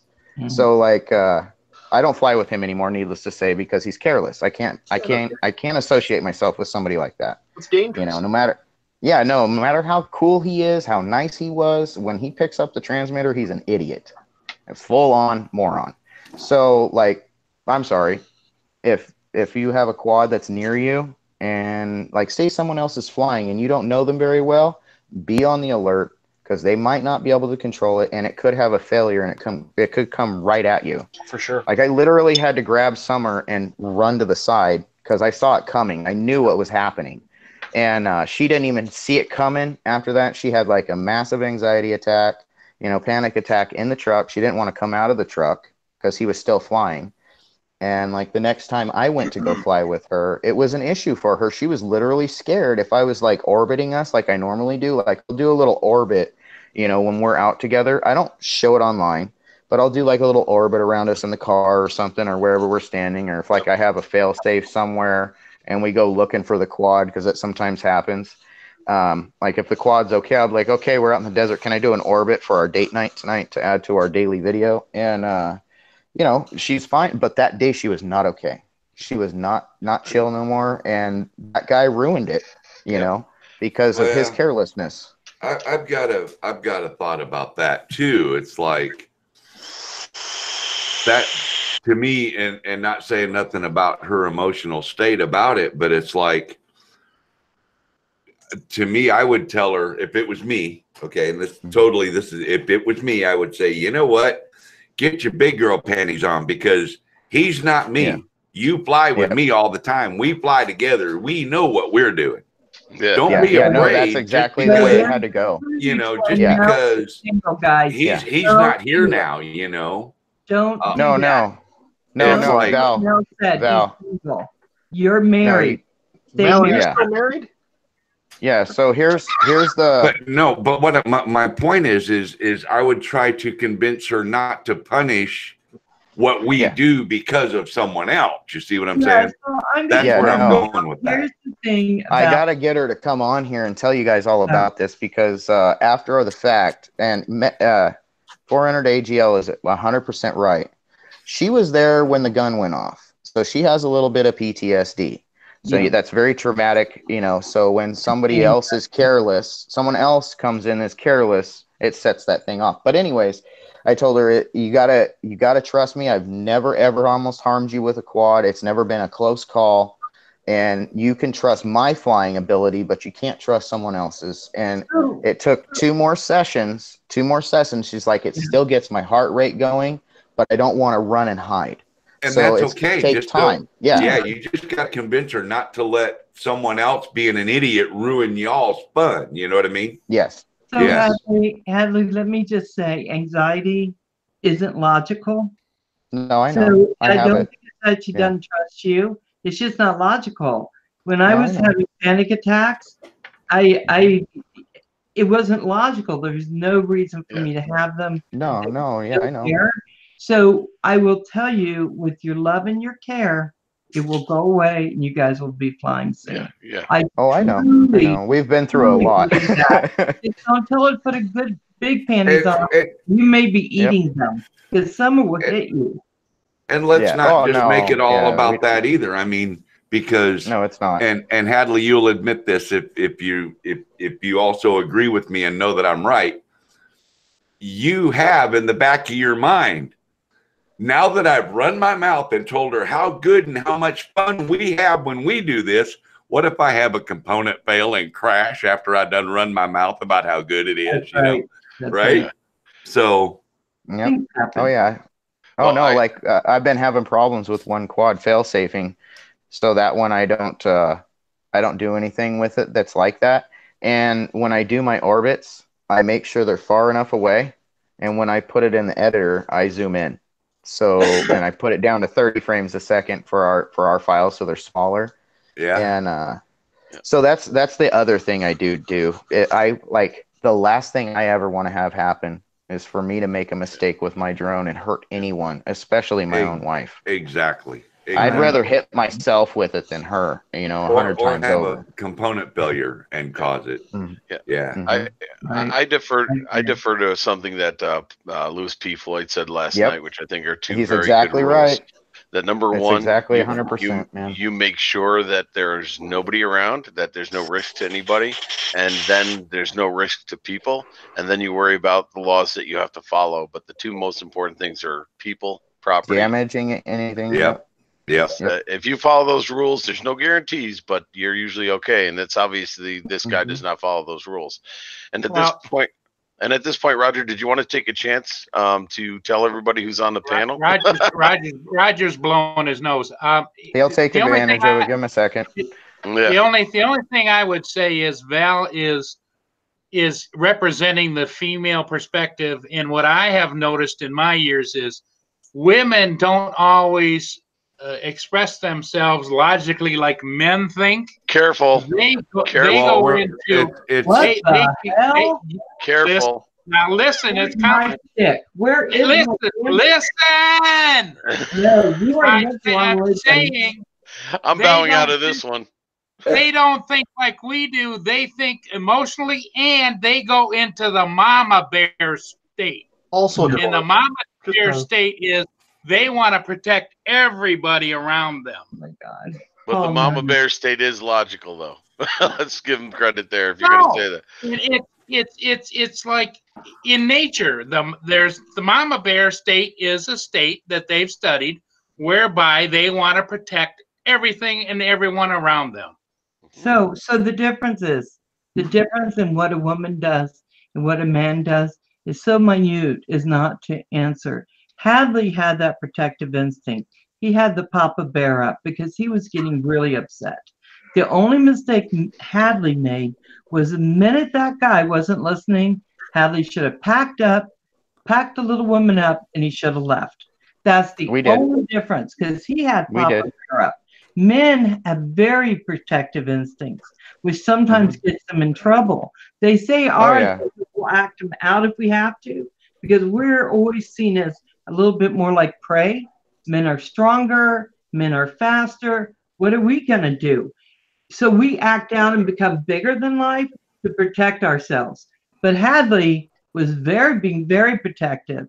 And I'm telling you, if somebody was flying like an idiot around Mel, I don't know if that guy would still be standing. Mm. Well, Because I can tell you this. I can tell you guys this. It took everything in my emotional power because of everybody else that was around there not to do something physical. And it was the next flight when he put those goggles on after he parked that quad, it was going through my head. You should just pound his head in, pound his head in, pound his head in. And it's going through my mind because it's instinct. Violently attack this person because he tried to hurt you and your wife because he's stupid. So the next time you're around him, he's going to do something stupid again. Yeah. So you have to stop him from ever coming around again. The instinct is there and it's screaming in my gut, but I sat there and then he antagonized my wife with a video. Like he pulls out his camera and he's like joking around. And that's when I was like, I looked at him. If there's kids listening, plug your ears. I told him all of the F words, all of the POS words, everything that you could call somebody from the ground to the sun. And I looked at him. I was like, don't ever come around. I don't want to see you out there flying. And if I see you out in my park flying with somebody from the neighborhood, they're 86 from my group as well. I don't care about you guys. If you're going to be stupid, I don't want to be around you. And the very next weekend, Val, he was out here flying with somebody that I fly all the time with. And then I get a message from that guy, hey, I got to go get my top secret clearance, so I can't hang out with you anymore. I got to take you off all of my chat and this and that. And I was like, why? Because I have a medical marijuana card? Because I'm honest and I'm blunt and I won't hide anything from anybody? Is that why you can't be around me? Because you're on drugs and you want a top secret clearance? How about I just notify them, you know? Like, this is where I get, like, I go into, how about I just protect our top secret clearance and rat you out because you shouldn't be there if you can't be friends with me to get that. You know what I'm saying? Like, so Hadley, I would rather protect our government than be friends with him. It's hard to be a man. And I know women give men a hard time. And sometimes I will too. But to be a man is a beautiful thing. And if you got to tell him, don't you do this around my wife, it's a beautiful thing. Now, doing dishes is sexy too, guys. I'm just telling you. If you do dishes, that's a sexy thing. I do try to help. Guys, always go ahead with that. Be men. I mean, you need to protect your wife. Who's going to protect my wife but me? I'm not waiting for a cop to show up. As you said, you're having an anxiety attack. At that point, you need to move in and take care of your wife. Be a man. Yeah, I'm all for that. Yep. Sorry. You know, you can't let somebody come into your life and ruin it. Feminist stuff and throw it at Mel and Paul. Mel's okay, but Paul, come on. Come on, boy. And Val, I love you. I know I love you. What were you saying, Centroid? Oh no, I was going to say to Val, male or female. I know people who have panic attacks, and it doesn't matter if you're male or female. When they're in that attack, there is no rationalizing. There is no logic. No, there is nothing. you're disabled. You are Just- disabled. the only way I can work with that or help somebody is let them get them through it the best they can, keep them comfortable, make sure they're safe, and then afterwards maybe have a discussion about it if they're willing to. But if once they're in that state, there is no rationalizing. If they It's have a that very issue, vulnerable state for anybody. But I will tell you, Hadley, I have the same protective instinct. If I see someone having a problem, I'll go handle it. And I never see it as mother bear. I see it as being very protective. And I will protect people who are more Well, vulnerable. yeah, I mean, well, and that's the thing is like, And so will everyone you know, else. what people don't understand is my wife carries a gun. What if she has a panic attack and shoots you with her 45? Oh, God. Because she's freaked out. You piss her off and scare her bad enough, and she pulls out a gun and shoots you because she's in that panic state. I mean, and she's not going to miss. She shoots better than I do. I just worry about that all the time. I'm like, Summer. She's like, that guy needs to get out of here, and I'm like, no, we need to leave. That's right. That's right. I got to say, Hadley, I would have felt the same way. I don't know if I would have had the same instinct to want to hurt the person, although I'm sure I probably would have. My reaction would have been to take whatever was left of that quad that hit my truck and broken it as many pieces as possible so you couldn't salvage a damn thing from it. I'd have ran over it with my truck. See? Yeah. And my truck's brand new. It's a 2019. Oh, that's ouch. Yeah. Ouch. It's going in for its second oil change, you know. I don't care if it's a 1819. Yeah. You crash if it your would have been shit my into my mater. shit. You crash Hey, your Hen- shit into my shit. Your shit's getting destroyed. Period. Hey, Justin. How about those bears? Justin, Yes, Paul. Kim just says, "Oh, that is sexy, a lady with a gun." And it's pink. And the gun's pink. I creosoted it pink. Well, I should now, have her bring it out here. Show you guys. I got to She's agree a with Kim. couple of them. A chick with a gun is sexy, you know, especially I've seen some photographs of, you know, bikinis with ARs and stuff like that. Yeah. But for someone that knows that they have panic attacks and certain things can trigger something, I'm not sure if it's a good idea they should carry a gun. Yeah. You know? Yeah, well, until the law states different. What's that? Roger. Roger, time to go over the rules, man. Yeah. Time to go over those rules, man. Give me a second. I'm just gonna say hi to everybody in the chat. Indiana Kid, up in there. Okay, Indiana Kid, welcome to the house. Cell Life, how you doing? Troy Ariel, Ascar Studios in the chat. John, everybody, check out John Klug. Check out his channel. Get his numbers up. He's close to his 1K. Let's get him up. For Balcam, Roland, Star Cop, Prop Gear. Okay. It says Tony Reviews is already on the Lowenbrow. I guess he's celebrating St. Patrick's Day. Just so to everybody in chat or anybody on the panel who celebrates it, happy St. Patrick's Day. Yes, happy St. Patty's. Yeah. I got my green behind me. And I got my green here. Yeah, right, John Klopp. Klopp, I don't want somebody to get shot and then accidentally take the gun from her. You want stopping power. Yeah. You want stopping power. Like I tried to get her to. I've got a it's a semi-auto. It's 6-round clip, but it shoots a 44 mag, and that was what I wanted her to shoot. But the first time she shot it, she dropped it. So I was like, nope, that won't work. That's got way too much kick. Shit. You know? And found the 45. She can put a pattern down with it. So I've got the biggest caliber she could hold. I've got a 40 caliber Glock that I run vest piercing critical defense rounds in. Mm-hmm. Oh, I know all about those rounds, buddy. Have you seen my hand? Mine were the Winchester branded Winchester, you know. Yeah. But they had the tight point that was inside the hollow point. Yep. So it could, and it had the second jacket on the inside with that point. Right? Yep. And I think it had some sort of coating on it. I can't remember what kind of coating was on it. There was something in there, like it was like a wax-looking stuff in there. Maybe it wasn't wax. Maybe it was like a plastic or something. But there was something inside the hollow point. These are actually vest piercing. I think that's so. Yeah, I think that's what mine were. Mine were tactical defense. Yeah, well, yeah, the local police department said, we don't like those. And I said, well, I'm on your side. He said, oh, then we like them. Yep, exactly. In the spirit of the conversation, I've now changed hats. Right. Well, welcome to the drone channel, guys. Thank you, They are legal. Thank you, Roger. Hey, welcome to the drone channel. You know what? Yeah, welcome to the drone channel. Everybody get their drones out. Everybody get their drones out. There we go. Back to the drones. Okay. It's drone drop time. Everybody, like drop the mic, like everybody drop that drone. No. Baby, precious. So, to change the topic slightly, Val, you go on tonight at what time again, and for what reason? I am going on at 7 p.m. Eastern. I will be interviewing John DiNardo.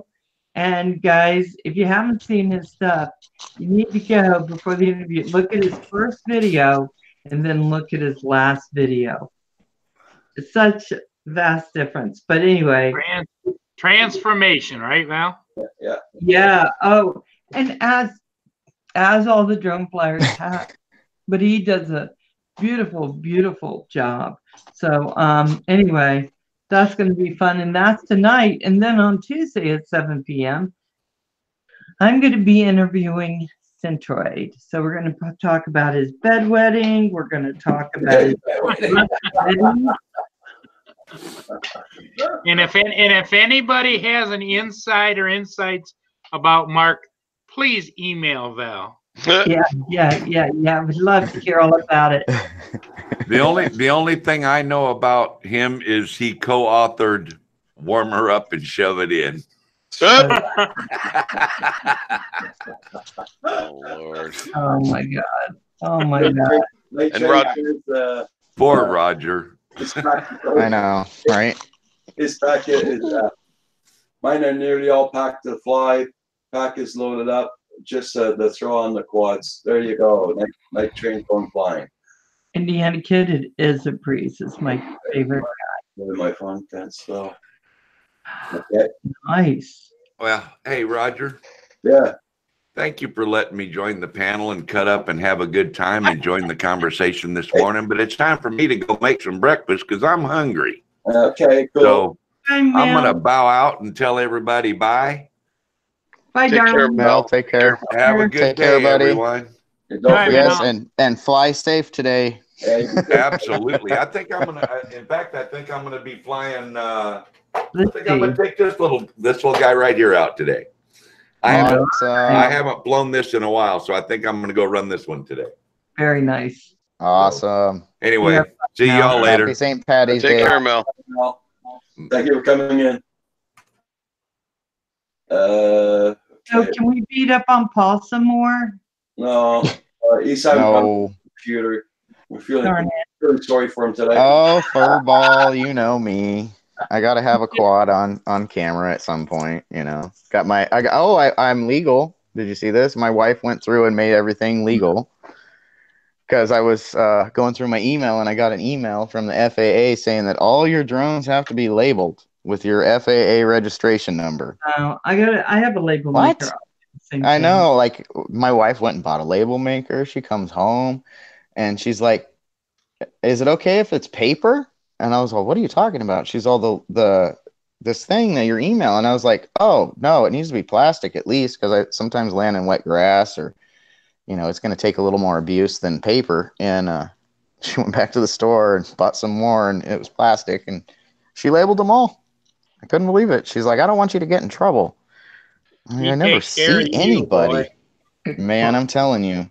Sometimes she's like the one that dots the I's and crosses the T's for me, So did that hat come with your Inspire?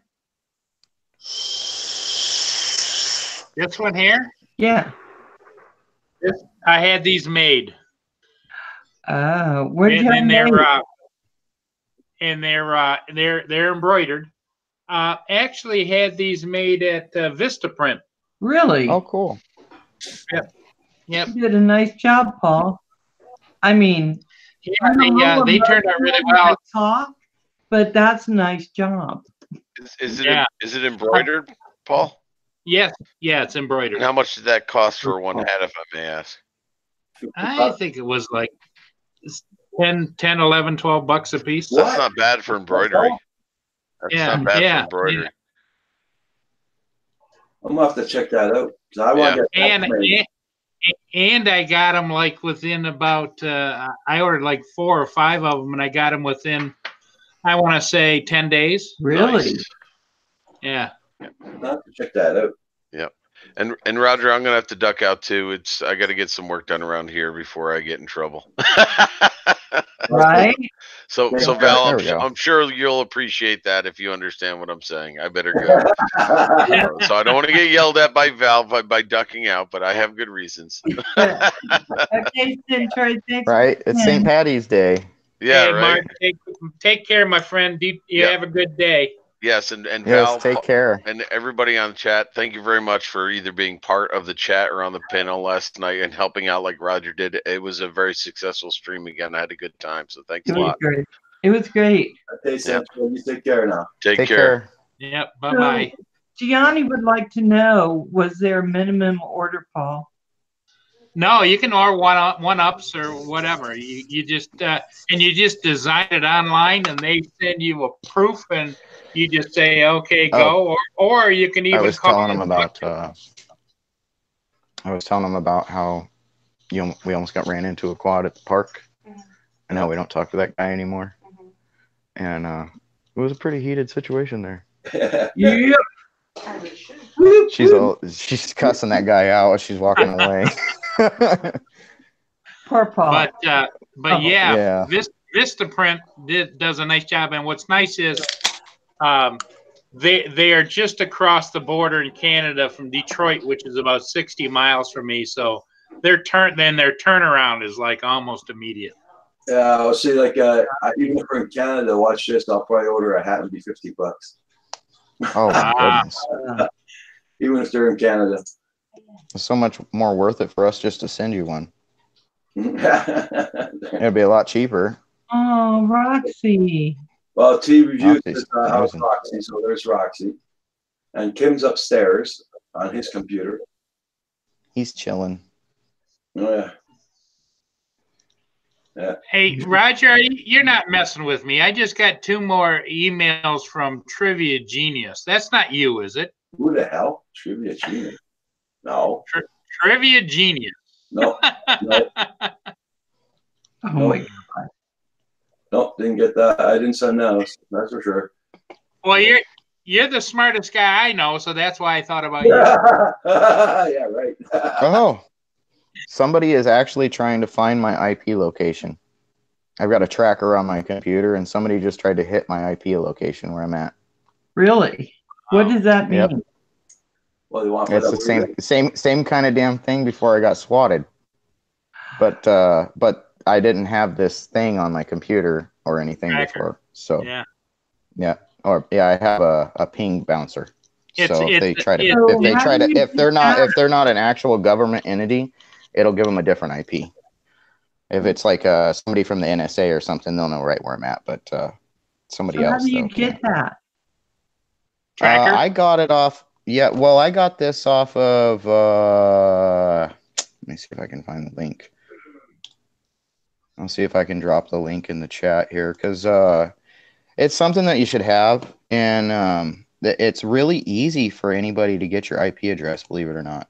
Like from what I learned, I learned a bit after all that happened. You just got to install a VPN, don't you? Yeah, you can do a VPN blocker, or you can do a VPN bouncer, or a repeater. so it could repeat your IP address somewhere else, so it mimics your IP address in multiple locations. It randomly bounces it around the country, I think. Isn't that what it does? If Yeah, they and check and this is designed for this kind of a situation. Yeah, not anybody is like, if you're a live streamer or something like that, it's something that you can use. But I also noticed that my clarity comes in and out. Like, I know it's affecting what my data link is with my internet, but they did fix the internet, you know, in my neighborhood, so that's a plus. You know, Paul, it looks like yours is fixed too. Yeah. The only did you get your main computer going? Val, what did you say? Sorry, Val. Oh, no, that's okay. The only thing that worries me, Hadley and Paul, about that stuff is that if I got swatted, I mean, you know, oh well, the police come in. Yeah, I'm so boring that they just leave. Like, what the hell? But it's my dogs. I'd be afraid that Lillian go in front, go to protect me, and they'd end up shooting my dog in my very own home. And that's what worries me. And you can't. Oh yeah, no, I've got two dogs that are pit bulls, so you can only imagine I had to lock them. I had to lock them out in the backyard before I went out of the house. I wasn't about to leave them in the house because I know they're coming in. And the last thing I want is my dogs in here with them, and I'm outside. You know, they have me out in the car. And so I'm just going to say to everyone out there who does this stupid stuff, and look at poor little Mia, what would happen with Mia. So I'm going to say to everyone, if you want to do this stuff, just don't, because there's collateral damage that you aren't counting on. It's just not the person that you're doing this to.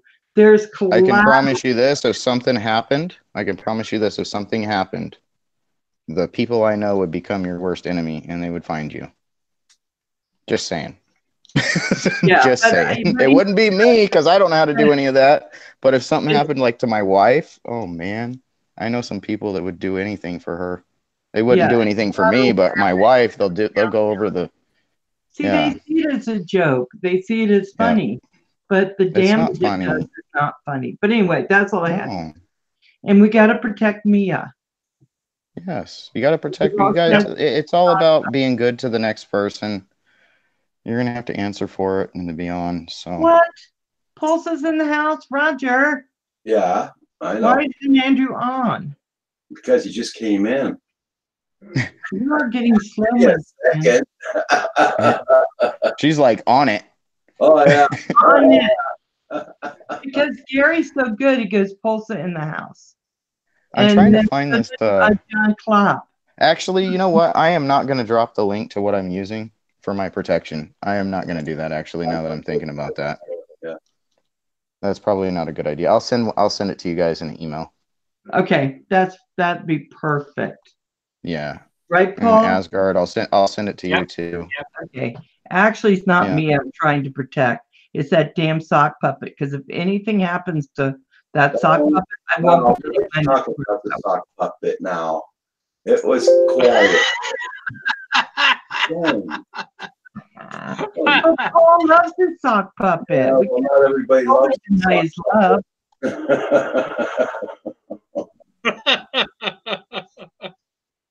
Oh my God. Wow. We have to do my place this afternoon instead of me going, Roland, how you doing? Hey, Roger, in your honor, if you want me to, I'll go to Vistaprint and see if they can custom make a sock puppet for you. No. Oh my God, with his logo on its little chest. Yeah. Oh, that's cute. Yeah. Right, Roger? No. Hey, Gianni, thank you so much for coming in, darling. Hey, Andrew. Andrew. Good morning, guys. How are you? Hey, not bad. Good to see you all. Yeah, good to see you. Andrew, it's always a pleasure, my friend, to see you again in the flesh on Canadian Drone Hub. It's always my pleasure. I was just answering because you had asked. You said, "Good morning, Andrew. Are you coming on?" And I was saying how nice it was to see you. But Roger talked to me and he says I don't add a lot of value to his show, so I didn't think I was coming again. So, Andrew, Paul has not been good. Yeah. Well, that's a shocking surprise. First time for everything, folks. You're seeing it here. Val, how can you say that about Angelic Paul? So actually, I'm just gonna say this now. You need an analytics blocker, is what you need. Okay. It's not a VPN blocker because the VPN isn't exactly how they get your IP address. It has to do with your analytics. They go through a back door. Okay. I'm getting a lot of feedback here. Who's that coming from? Hang on, I'm going to switch to. I'm going to go to headphones. Hold on, it'll work better. Let me see here. I'll be right back. I gotta check my Chromebook. Okay. Okay. Blizzard, how you doing this morning? Johnson Ibass, Perth West Oz. Good morning, good morning. Everybody check out Perth West Oz. Very good channel, very good reviews. Honest review. Check out his channel, guys. Star Cops in the house, RC Dude, Gary Foster, Joni Fex with Claude, Jandy G, Roland. That's good studios. There, that's no more echo, no more feedback. No, all good. All good. Honey, it smells good. So, how you doing, Andrew? I thought what I did. I've been good. Well, we had a visitor last night. I had a guest host with me. Okay. Yeah, Gill Skills was up to Canada, so. Oh yeah. Wow. Yeah. Cool. Oh wow. Yeah, so we did the wheel together. First time I ever had one like that, extenuous thing on the side. Yeah, it was. Well, now you see how I felt the other day when you came to the house. Well, I know we could see how hazy that room was on camera. It was like an old 70s like Streets of San Francisco bus or something. I was thinking like an old pool hall, like when we were kids, you go to the pool hall and all the kids are smoking in the pool hall. Pretty much. That's a good analogy. How you doing? It was a lot of fun though. Just we had a good time. I mean, we only did it for about 2 hours, but it was fun to do. So yeah, it was it was a nice surprise. So him and his wife. Yeah. Andrew, eyes wide open. Andrew, it must have been a case of Val has been thinking about you. She asks periodically about where's Andrew. We haven't seen Andrew. Yeah, it's been last couple of days been really busy, and yeah, I know it's been a while since I've been on. And then they came up for the weekend, so we were entertaining them. So that's why I see you guys on this morning. They just left a little while ago, maybe 20 minutes ago. On the way back. So it was a lot of fun though. Yeah. Hadley, I didn't know you were swatted. Yeah. We've been adding up the names, like it's unfreaking believable. The channel mine was from Discord. Mine wasn't from it was from Discord. Yeah, the Discord has got the worst protection for the people that are on there. Like if you're good at hacking, you can get right into somebody's stuff. You can actually project what somebody's looking at on their screen onto your computer if they're on their computer in there. So I wouldn't if anybody goes into Discord and you are doing anything and making waves in some sort of way, there might be somebody out there that's pissed off about that and they will swat you, and it won't come from your country. It'll all be done digital, and that's the problem. That one, I gotta say, I didn't know about the Discord thing. I mean, our son mostly takes care of our Discord for us. Mm-hmm. But yeah, be precautious. Okay. Make sure you have everything to protect you on that computer. Make sure it is not hardwired. Yep. And if you can use a free Wi-Fi to run that thing, I would suggest it. Well, you're in Discord. Just Discord. Yeah, unless you carelessly let somebody see your screen while you're flashing through, and they see your IP address or something. But that's usually how some people end up getting swatted, is because they accidentally click on the wrong thing. I have you on Twitter, right? Already, I think. Twitter, I think so. I rarely go on Twitter.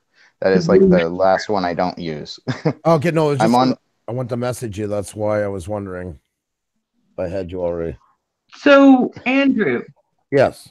We were going to do something. We've been talking, and I'll get with Xenia about it, but about doing Twitter and how to do it effectively. Yep. I wanted you to come on and do that with me one Thursday, but I know you're also on, so it'd have to be earlier anyway. But yeah. I really want to know that. About And Twitter? Yeah. Needs to know that too. Yeah, I probably should start to use it myself because I have I'm thousands of not gonna- following everywhere else. Well, that's why I was saying, like, if you have us on, I mean, a lot of people's heard our story already. It'd be, if you want to do something more like that kind of thing, would probably be better even for your show. I would And- love to do that. I'd love to learn how to incorporate it, but I also need help because you work full time Mhm. and maybe over full time. Then you come here and you do YouTube, Yeah. and then you have to watch videos. I stopped in on yours for like 10 minutes, but Yeah. Central, I told him I'd go over and be with him, so I had to take off. But I wanted to come in and at least give some support and a like. Oh, But that's then, no problem. we have it's so busy, and Yep. then Twitter, Instagram, Snapchat. I need to know how to do it effectively. That is more minimal. And Xenia's a better one. Hire people, and I have no money. I, Here, that's just why work for me. that's why we farmed out Discord to our 12-year-old son. Right? You're young, you get the Discord thing. There you go. That's yours. That's Oh literally my what God! happened. And my children would they're all out of the house now. I don't know that they'd help me. Oh, my I- 21-year-old would not have any part of this in any shape or form. He loves me, but I've killed YouTube for him by being on it. Let's just say. Yeah, my son told me that I'm not allowed to have his likeness on mine, but I do because there are a couple things I put up before he told me, and I told him I'm not taking it down. Mm-hmm. Well, but yeah, that would be something we could do like that. Okay. That would. So do I just go on to Messenger and message you guys, and we'll work it out through that? Yeah, that's the best way. We'll do that. Like I say, Xenia, she does all the scheduling. Because now this week we're going back in interviews, so we're going to be busier again. We had stopped them for 2 weeks, and we got some. We actually have somebody on that was a host for CBS or NBC. CBS, yeah, is going to be on this Nice. week. Yeah, so and we Yeah, gotta- I'll see what we can work out. Sure, no problem at all. Sounds good. So yeah, just message her because she's got the whole schedule. And then when I say I agree to something, and then she's like, "No, we have this." So it's easy to go. Right. It doesn't have to be exceptionally long. It just has to be value. Yeah, no problem. I mean, you can kind of just fire questions at us about stuff like that, pretty much. If you want, it's easier that way. So we're up for it. Yeah, I say we put Roger's thing on and we fix his computer for him with Twitter. Look How at his about we get Roger on and fire the questions to him? Now, Roger, if you're trying to do a tweet and you want to, I'm just going to get Roger to answer everything, and I'm going to ask him questions about fixing PCs. Andrew, Val's coming down on the 9th of June. The 9th of June. Yeah. So I don't know if there's any way in between that we can probably make it down with your wife. We'll definitely work something out. Work something out. It'd be nice. Yeah. Do something cool. Through the week, it's a bit hard just because of the kids for going to school. Not like, or we go down right after and have to come back, like in between. But either way, we'll work something. We'll work something out. And Val, how are you? You're flying into Montreal? Mm-hmm. Okay. And when did you? I'm gonna send my son to go and pick her up at the airport. Oh, okay. Yeah, and I'm scared because I've seen Mario. He looks like a Mario Andretti type. That's just driving in Montreal. Right? Hear foul language. Ask Gil Skills. He got a taste of yesterday Montreal driving. Ask him on his next live stream about it. Oh my god! Especially all the road closures and everything there. That's what happened the other night. They were about 40 minutes late because what happened. Montreal is comparable to Boston in size, and I don't know if people remember when Boston had the big dig when they put in the new tunnel. That's kind of what's going on here right now. So everybody coming in from the west, south, and north. They used to call it the Turcotte Interchange. It was built for Expo 67. So it was built on that interstate idea, high overlapping lanes and that. All that's been torn down. And literally, I went to see a friend one night about 2 months ago for 4 hours. I come back and my exit was gone. That's how quickly things are changing here. So the phone can't even keep up with you. And Roger knows this one. When you come from the Champlain Bridge and you come into the city, you're about 110 feet up in the air, and then there's this big long dip exit that would go into downtown, to the West Island, excuse me. And it's gone, and it only goes in about 30 feet, and there's huge barriers, but then there's nothing. And there's this poor van from Massachusetts with its four ways on, and the GPS must have never updated. It was telling him to go that way. So he's stopped in this traffic. He can't get out now because everything's zooming by him. He's stuck like 90 feet out in the air on a platform, for lack of a better term. So guys, I got to go to work. But Paul, thanks for letting me give you help today. I appreciate your good naturedness, and know you're not angelic, but I love you, Val. There you go. You're coming on tonight, aren't you, Paul? There's one of them. You on. T reviews. You want to come on? T reviews. This is one of my dogs. Yeah, we'll be there. He's big dog. You, Val. Thank you, Paul. Hey, Roger. See you later, my gator. Andrew, always a pleasure. You take care, Val. It's always nice to see you. Bye, guys. Have a great day. This is my 80-pound love machine. Not camera shy. No, not at all.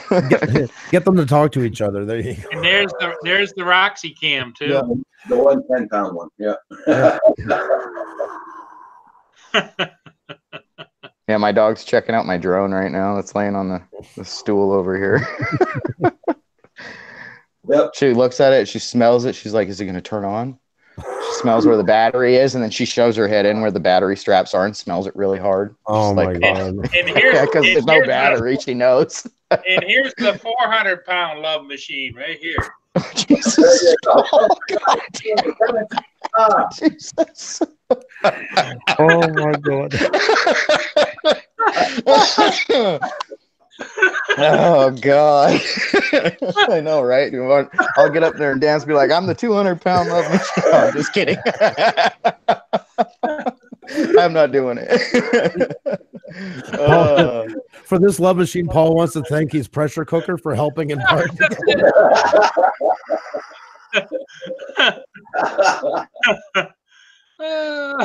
Oh man! Are you going on this afternoon? Tonight. Tonight? Okay. Yeah, we're back on the regular. We only do the afternoon on Thursdays. Oh, that's enough. God, we were on last night because Gil was here, and I'm like, oh my God, we're never off of this thing anymore. Hey, Andrew, no matter how hard you rub your eyes, that sight is going to stay with you for a while. He did it on purpose, I'm sure. I didn't go on. Right, night train. That last night I took a break from YouTube last night. So what's that? Yeah, I took a break. I've been so tired.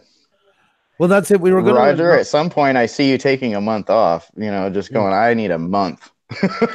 Like, that's the sad part of it, to be honest. Like, Gil was here and we were talking about it, and even didn't want to announce it too early that him and I were going on together, which usually you would, make some fanfare about it and that, because you never know. Somebody will say, oh, the two of them are on. This is a great time to spot them. Okay. You know what I mean? That's what it's come to today. Yep. You gotta be careful. And it's sad it's that way, but it is what it is at this point, Yeah. Yep. Talk to some of your people. I know you probably got some really, really tech advanced people that you have following you and in the stream. Maybe their professional job is something different that has to do with that. Mm-hmm. You might have somebody that works for the NSA that could be in one of your streams, and have them message you and tell you what you can do to help protect yourself and make sure it's not on the live stream. Yep. We're doing some stuff. That's why I'm the same way as you. We don't discuss it, and but I'm always listening to everybody. I want to talk to everybody privately that I can and see if there's anything that I might have missed or they might have missed, compare with certain ones. It's not people. I won't do it with somebody who just showed up on the scene. It's got to be with people that I've known for a while that I feel comfortable talking with. Because I'm like you too. You don't want to give it. It's not that I don't want to help everybody out, but there's some things you just can't let everything go of what you're doing. No, you can't. Because I'm glad when you said that. I was in there. I was about to type. Don't type it in because you were going to put in the link, and I was about to type. Like, yeah. No, and I was like, I was thinking about it. I was like, wait a second. Yeah. If somebody just hit for my IP right now and it warned me, and somebody's knocking on my door, basically, I better not. Well, another Canadian, a guest of ours from not long ago, he got hit the other night. Travels with Bruce, a cruise ship. He's 63 years old. He got hit the other night. You got to be kidding me. Yep, they came banging on his door. Where is it? I didn't even know because we haven't just seen each other in a little bit, and it came up in the video. There is live. RCMP interrupt Bruce with weapons drawn, and he had 2 people, and you can see when it happened when he got up. That's where he came back to explain to everybody what happened. But yeah. So anybody can. And it's not quick, man. It's not fast when they come to your house. No. You're at their leisure time, whatever they want to take as time. And I told them that I was on Discord, and I like it. I'm not going to say, but I have somebody else that runs that part, and it wasn't only my house that was hit. And because there was another home that was hit also, and and that house that they hit, they didn't get let go right away because they had a felony from years and years ago. They literally got taken downtown and processed and didn't get charged with anything and was let go the next day, like 24 hours later. Are you kidding me? Like the inconvenience that they caused was like much worse for them than it was for me, but come on. The thing is that it's even happening in the first place. Like this was something none of us signed up on YouTube for. That was something that was never right, but you think of more gamer channels, 100,000 subscribers. It's never right. I'm not justifying in any shape or form. I never thought a channel that interviews people would be such a threat at, talks about cruise ships or talks, like now we've got a new thing going on where one of them's been hitting up our site, and they're say I get subscribers, say during my show I get 8 new subscribers. All of a sudden at the end, you'll see my subscribers jump way up. And what they're doing is they're botting it that way to try and get me hit by the algorithm to think that I'm like hitting my own channel, and then wipes them all away. That's another thing. That's why my growth has slowed down a lot in the last week or two, because that's a new tactic that's come out doing that. And you can see it every 30 seconds, tick, tick, tick, and all of a sudden I'll get 10 within like the span of 2 minutes. And I know it's not somebody just subscribing to it. I know right away what's going on. Oh yeah. We all know somebody's messing with the bot. Yeah. They're subbing, unsubbing. They're sitting there doing that over and over while your stream's going. I have no problem with somebody disliking me. I'm not for everybody. I'll be the first to say it. As long as it's a fair and even playing field that it was disliked and moved on, great. I'm not for everyone. But this is like sabotaging, in the algorithm, which can hurt you getting recommended, which can hurt all those things, And it all has to do with. Oh, sorry, Roger. Okay, I haven't seen Cap 7 on. Well, I've seen him on his live streams, but I haven't seen him come on or on the chat for a while. No, he's had a lot going on lately too. There on YouTube, so he's been kind of calming down. Dealing with his own stuff, right now, and But none of it should have to be dealing with any stuff on here, for God's sakes. That's the point, No, there's people like me that are struggling so bad that you throw something in the machine like that. Like I'm running off a real crappy laptop. I've got an even older laptop over on the desk over there where my tower used to be, and they took my tower. I still haven't got it back. I've been messaging them, and they said that it could be 90 days before we release it. And I'm like, you gotta be kidding me. Yep. That's what, like, they took a couple of hard drives in my tower, and I'm like, I don't understand why you're taking that. Like, you guys know that it was somewhere else, and they're like, but the accusations, we have to do a deep search in your system. Yeah. I'm like, it's brand new. Oh, go ahead, whatever. Andrew, how's your friend Ron Jeremy doing?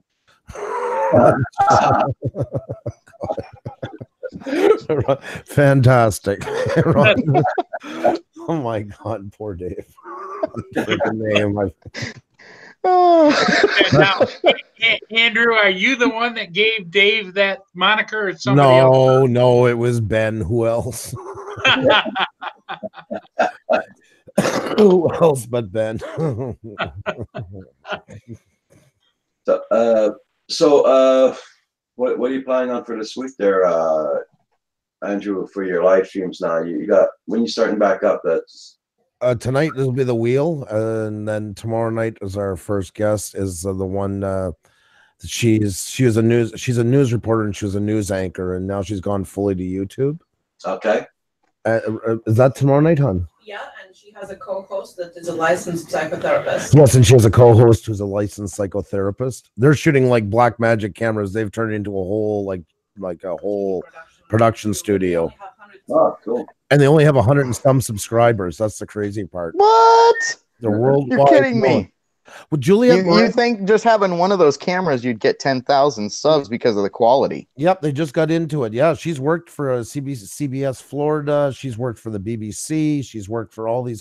She's been. She knows it all. She knows ins and outs of things that we'll never learn without doing that job. Once again, that thing, never judge a book by its sub count.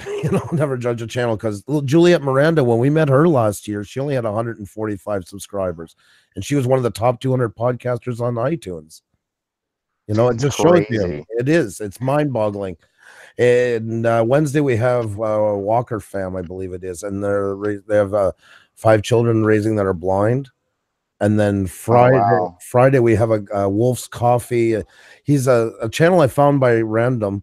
He's in Australia, and he has a gourmet coffee academy, where they do all kinds of things about coffee around the world. Plus, they're trying to find a way to have the greatest instant coffee in the world by the best beans, but still have the taste of a gourmet coffee and all that. So, yeah. So. Andrew, do you think that the anonymity that those people garner are from the public not being able to identify immediately their persona on broadcast versus who they are on a podcast? I agree. Like, podcasters have a very hard time getting settled into YouTube for some reason. YouTubers can find their way into podcasts, but podcasters have an extremely hard time getting into YouTube. And we hear that across the board from them. So it just seems to be one of those things. It's and it's funny because they're very well spoken. I think as people get used to the voice, it's like somebody on radio and then becoming a TV host. They have trouble making the leap towards it for some reason. Yeah. It's like almost like being typecast, like say you come out of the show Friends or something like that, and you can't, or Seinfeld, nobody can stop seeing you as Kramer or as Jerry or whatever. I think it's the same thing with them as podcasters coming into YouTube. Okay. Yeah. They've got the image that they've already created in their head from their own imagination. So when they see them, they're like, oh, it's a letdown because of their imagination, or it's a boost. Exactly. It just depends on what they've made them look like in their imagination. And like podcasters, a lot of times they might just do it in a small room. They have their comfortable thing. They have, like, say they have a ritual, they like doing it in their sun porch with a cup of coffee and they have their little things. And it doesn't transcribe as well once it gets onto the camera, that's a whole nother presence. So, and the one for the news, that just happens a lot, they kind of get lost. We had Doug TenNapel last fall, the guy who created the video game Earthworm Jim, one of the greatest video games of all time. And he became a TV exec. He's worked for Steven Spielberg. He's done SpongeBob Bob producing it. And I found him one night on a panel, and I got looking this guy up because I didn't know anybody. It came recommended. And he did an interview with Patricia Heaton sitting in his living room, the mother from Everybody Loves Raymond. Yeah. Man, this guy is connected. That's like that lady is like my grandmother, full-fledged. I swear to God, not even kidding. Not even a joke in the world. Like, you could ask my wife. The only thing that would be different between that woman, that's Everybody Loves Raymond, and my grandmother, is my grandma was half Native American and mean. But so persistent and manipulative like her. oh no, but I mean Deborah. I mean Ray Romano's wife in the show. Yeah. Oh, my bad. No, that's okay. No, that's okay. But yeah, she was in his living room, and I'm like, this guy is heavily connected. I started looking him up. I'm like, holy God. So I started following him, and he is so cool with all this experience he has. He's made his latest comic. He's actually drawing it on YouTube in front of all of his all the people that are going to buy it. He's doing it page by page at a higher premium. That is so cool. He raised $200,000 in GoFundMe. But at the end of his live stream for the last hour, he would just throw the hangout and invite all these young artists to come and draw with him. And he'd just talk with them, and they'd all have their cameras pointed at their work, and he's asking them questions. So I went up, and we just got talking. I said, oh, I have this show and blah, blah. And he's like, I like that. And I'm like, oh, that's cool. So I said, do I dare go further? I said, well, I kind of got this thing called The Wheel. And I thought, this is not going to scare him off, or he'll be intrigued.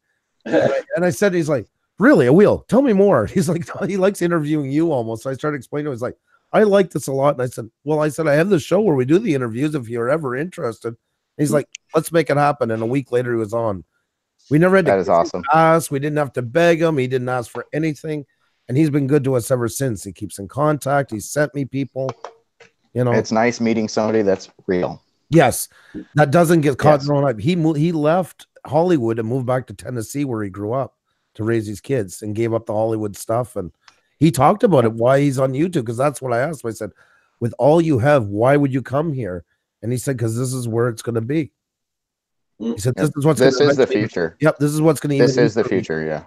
He was pitching a Well, show. everybody's going to steer away from the satellite TV and cable TV and stuff because you can pay the same amount and have it on the internet. 60% of people 45 and under don't have traditional TV anymore. That's the fact of it. And he was Well, my wife and I keep preaching it too. Mm-hmm. Same thing. It's so much cheaper just to get rid of it because we don't use all of it. I was tired of paying for something. The box wasn't even plugged in the living room for a year. I'm like, this is enough. Like, I'm not paying for something that we're not even using. You know, for 2 shows a week. Andrew, John is asking you, is she the one? The mom didn't show up? Deborah Patricia Heaton, PRC. Thank God Google has autocorrect. That's all I got to say. Because God help us if it didn't, I wouldn't be able to find myself. She's on. She's. I forget what she's on other shows now, but yeah, there she is. There. That's the mother from Everybody Loves Raymond. Yep. Yeah. Yep. Her. Yeah. Yeah. And she was just sitting in his living room chatting, and that's all. I'm like, yeah, this person knows people. If that's the case, it's a telltale sign. Hey Lloyd, how you doing? I'm sleeping, typing. Hey Lloyd. Yeah, she played Ray Romano's wife on that show. That's right. That's exactly it. And yeah, I was talking about Ray Romano's mom in the show. That's who I was talking about. I don't know if Patricia would enjoy the comment, but I knew exactly what you meant. So no Yeah, worries. sorry, Patricia. No. If you ever see this in the future, I don't want to be rude. I love that. That is so awesome. I'll just show a 5 and I'll pause it. There she is there in his living room. That's him, and That's just crazy. Yeah. So yeah, when I That's see some craziness right there. I'm like, yeah, if she's on it, he knows people. So. Oh wow, look at his old antique lamp up there. Yeah, he has a very don't mind me. He has a Victorian Yeah. house. Yeah, he's really into that kind of stuff. And Yeah, I grew up around antique shops, so I see antiques all the time. In people's houses, I'm like, oh, they have some taste, or they inherited it. One of the two. he's been growing too. Because when I met him, he only had 1.8K, and had already had Patricia Heaton on as a guest. And he only had 1.8 thousand. Once again, never. It's the algorithm. Yep. It's the algorithm. Yep. Because if anybody would to type into something like that, how many views does the interview have? 4,000. Only 4,000 views. 4,000. And you know there's more than 4,000 fans for her. Yep. That are on YouTube. Yep. Same so as there us. is a tag that's done wrong, something's done wrong, or the algorithm's blocking it. Well, that's what it was at the time. He just didn't have enough pull. So even though he had a great guest on, and he's a well-known name, it still wasn't enough to push him. So that's why I tell people not to get so frustrated sometimes with it and feel. Not to always feel that, because I'm up and coming, that everybody's against. It's against everybody, even the big ones. Look at Phil DeFranco, how many times he gets demonetized for just talking about the news. They're all feeling it in some shape or form. It's just the way YouTube works. Unfortunately, we got no contracts to fight it. So no, it's Hey, their rules, and they can change them anytime. Justin, I have a question. I see Lloyd has now dubbed you as the young Mr. Hadley. Is that? Thank you, Lloyd. It makes me feel young every time somebody says that. I'm like, yeah. I mean, I am fairly young.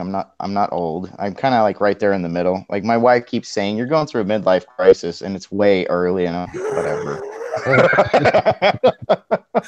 I like coming on Rogers because this is where I'm the young guy. This is my only chance to have the taste of that. Then it's back to reality right after I'm off it.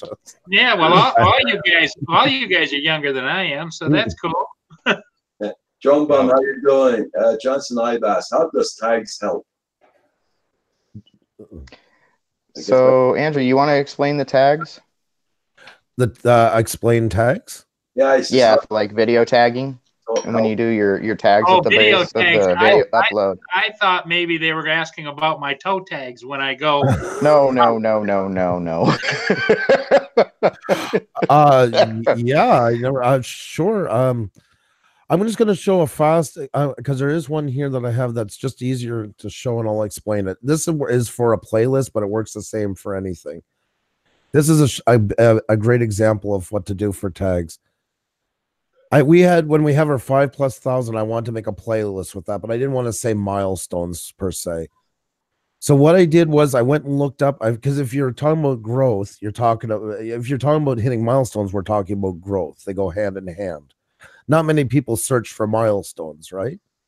Yeah. So that was a way of tying this in and still having a chance of having this playlist seen more. So that's, after a bit of thinking around, that was kind of my in on it. So then I started looking up what is people searching for about channel growth. And the number 2 question was, how do you make your channel grow? That people type in the most. Yep. So the new way to do it is for these parts is you have to work it into a sentence. This is different from tag, but this could be a great sentence. This would be in the tags if I was making a video. I would use this instead of just grow channels, because grow channels hits everybody. But if a lot of people are typing in this exact phrase, how do you make your YouTube channel grow? Which chances are the bigger ones are not typing in anything that long. They're using one word tags because they're so big, they don't need that push. So, Andrew, you would say the primary thing to do is to use that phrase, how to, then. Yes. How to is the #1 search term on YouTube. Whenever you can get how to into it, use it. Yes. There we go. Yeah. And then there's the other thing of, if you have a certain niche that you are focused on in your channel, you need to focus on those kind of tags. And every time you upload, try to have that tag and some sort of consistency with your headline of what, or your name of the video. Like say you're working on something, like you've been working on tiny house, for instance. I don't have anything to do with that, but say you're working on building yourself a tiny house. Every time you upload, you want to make it as consistent with the tags and the name as you can. And that will get the people to, like, you'll steal. I think somebody was explaining that the other day on his stream. He was saying that's how you steal the algorithm to lean on you. That's right. Like, for instance, our Tech Talk Tuesday and our wheels are consistent tags, but we still make light modifications, but the base will always stay the same. Whereas the interviews are harder. That's why every interview takes at least an hour to 2 of research, because we're going to find the right tags to fit with what they do. So that I just learned this, and I just learned all this stuff, and I have so many videos out there that I didn't stay consistent with. Yep. And my channel has grown greatly from being here. I've always, thought, and I've messaged some of the people that are my new subscribers, and they're commenting. They're like, Canadian Drone Hub. They don't even know what it is. And I'm like, oh, well, how did I get the? Oh, it must be this new consistent thing. You know what I mean? It is. It dawned on me like, oh yeah. That's part of building a brand, is everything looking the same. Like if you hold up a can of, say like you're in a corner store and they're having a promotion for Pepsi. They don't change the fonts. They don't change the colors. Everything in that area is nothing but Pepsi. And you don't even need the name onto it, because right away you pick it out. And tags and the look of your thumbnails and the consistency between your banner. Like if I go to the videos, like my intro and outro, I've made sure is the same. Yes. That's one thing. Like when the bot hits your video, because it does the first 10 seconds. And if your first 10 seconds at a section of that is the same, it'll keep that algorithm on you. And like say you don't have an intro that's the same every time, or a logo system that comes up, you're actually hurting yourself. You should have something in the beginning that is consistent. Like maybe your best 10 seconds of footage if you're doing FPV, and maybe it's your best footage from the year with your intro, and that's your intro every time to your video, and that's your consistency for the bot to pick up. Yeah, well, definitely. Andrew, I got a question. Is so, I've got like 700 or 800 ship videos on YouTube.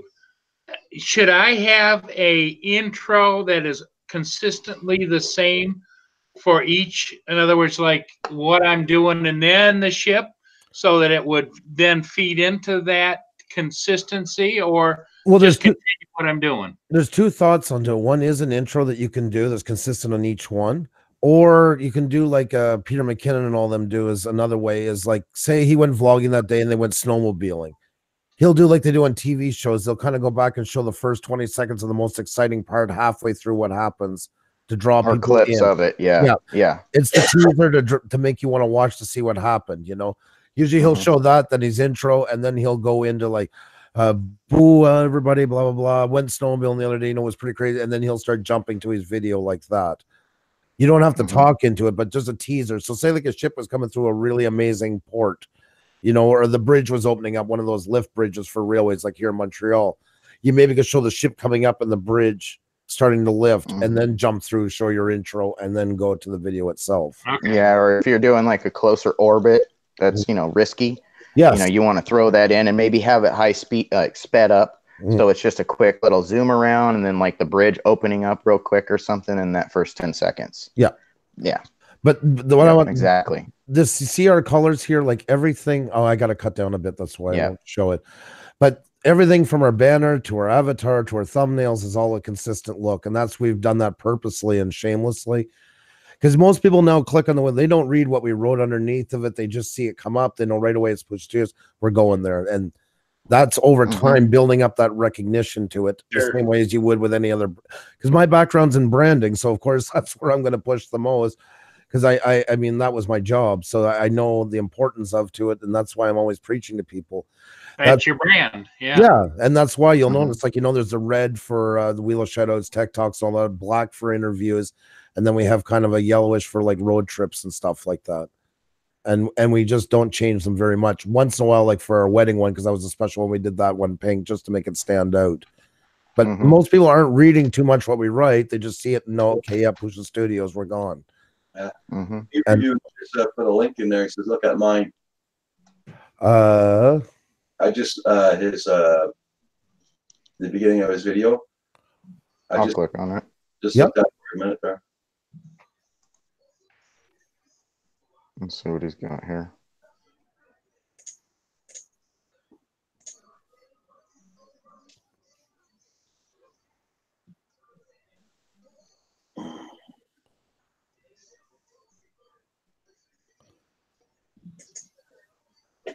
It's very good, and it's a good channel trailer. I would really shorten it down though for an interview, for an intro. Excuse me, an intro shouldn't be usually more than 10 seconds long. It's even like because by then you've already you're getting into you're at 48 seconds, and you should almost be showing these clips that are like 5 seconds long. Should be no more than like a half a second to a second. And if you can speed them up, do it. If you can speed them up or make them a steel frame. If it's something like the girl holding the cotton candy, you know, that could be a quick still frame to save you some time in your 10-second panel of that. The train coming in, that would have looked really cool, a little sped up. You know, and like I do like the way you have the wording go like floating across the screen, but you want it to be like, for this one, you want it impacting, not fluttery, you know. You don't want to feather them. You want to impact them. I'm not going to play the audio because I don't want to. Roger doesn't. Yeah, check his out. His is awesome.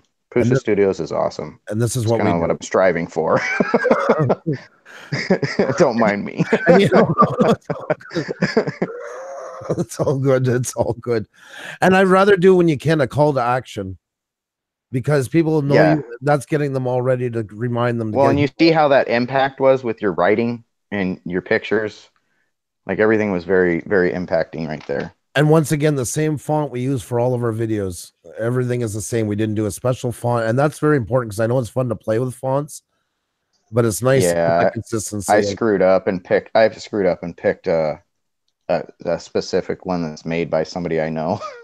Should have never done that. I should have never done that. Yeah, but we all learn as we go, and there's all different things. And I mean, it's just more like I say, if you look at GM or anything, because that was years ago. Remember when the web first came out? Everybody loved it. It was like Microsoft Word. Oh my God. Okay, get this font in for here. And we're going to use the font for the title and a font for the subject and a font for this paragraph. And it was like or God help us, It or was like Mickey poster for the door was like kicked open and all the different colors, Yeah, all the different colors. You're exactly. trying to read pink writing. You're Yeah.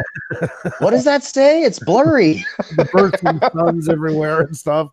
Get as much in as you could. Now today you want to keep it as Or like streaming. MySpace. My God, that was another nightmare of the web too. When we had MySpace and we had all the chaos that we put on our home screens. There was never enough color and enough of everything into it. Activity, yeah, exactly. You see, It's not twinkling up in the right corner. What was that? Legwork just left you a comment there from yourself. The tea reviews? No, legwork. Oh, legwork. Hi, Bush. I took the advice on how to set up your YouTube channel page. I'm now getting subscribers that are finding me, not just following me from streams. Well, that's probably the greatest thing I could ever hear. Thank you so much. That really means a lot. So I'm glad to hear that for you. That's awesome. Hey, Phantom Point 101. Good morning. That's cool. Thank you. Hey, Pusa, since I have you on here, would you mind checking my channel out? Sure. I haven't had you do that yet, and it's been growing. Yep. My net minutes for people watching is above 80% of the video. Nice. So I'm doing good with the videos. It's just I'm not drawing in enough views, and I'm posting every day or every other day because I had a challenge going. Right. So I was playing with there's a couple of videos where I've used some popular people equipment, and then I would tag that popular equipment, and my views are much higher, especially in the first 24 hours. Like I have this one that's Ethics Co-Nasty Moon Boot. That one, I got 150 views on there, 149 views or whatever in the first 24 hours. And then I've got other videos that I have like 35 views. And I know it has to do with like the wording of what I'm picking, like you say, like we all talk about. And I've just been playing, and that's why I wanted to do this 45-day challenge, because I didn't want to do everything consistently the same. Okay. Just to see what the impact was. And can you just type in the channel? It's easier for me to bring it up. Just type something in the channel, and then I can bring your channel up fast. Yeah. Sorry about that. Day explicit. How you doing? Drum bums in the house. Plate 101. Remember? Oh, sorry. Button. Thank you. Okay. No, sorry about that. I was just going to say, remember, guys, timing plays a huge part. It really does in uploading. Whenever you can and you think you can keep things consistent, try to do the same time at each time, and don't overshoot yourself. Say you figure you can handle 2 videos a week at the same time that you can guarantee to come up with decent quality, and find your right time to upload, because your time might be different from mine. That's something you can only figure out from your analytics when the majority of your people are watching. So even though you use the right tags maybe on that one, maybe too it was the timing was off from the last. Yeah, and that's the thing I've never done is had a consistent upload time. Right. I tried it for 3 days in a row at 6 a.m. My time, 5 a.m. for 3 days, and then I did 8. Like I went all the way up until like 7 p.m. Right. With this, messing with it just to see, or it was because I'm slacking. You know, I haven't got the video done. I only have 24 hours to get these things edited. So yeah, well, no, that's a lot. Yeah, it's a lot of work. I get you on that loud and clear. And even that's what I was gonna say. Like, if you can't commit to 7, which is a lot, say you committed to 2 a week to start, because if you try to build a schedule and it works for 3 weeks and then you can't keep it up, it can actually hurt you in the algorithm, because then it starts to think that people are losing interest in you, and it stops.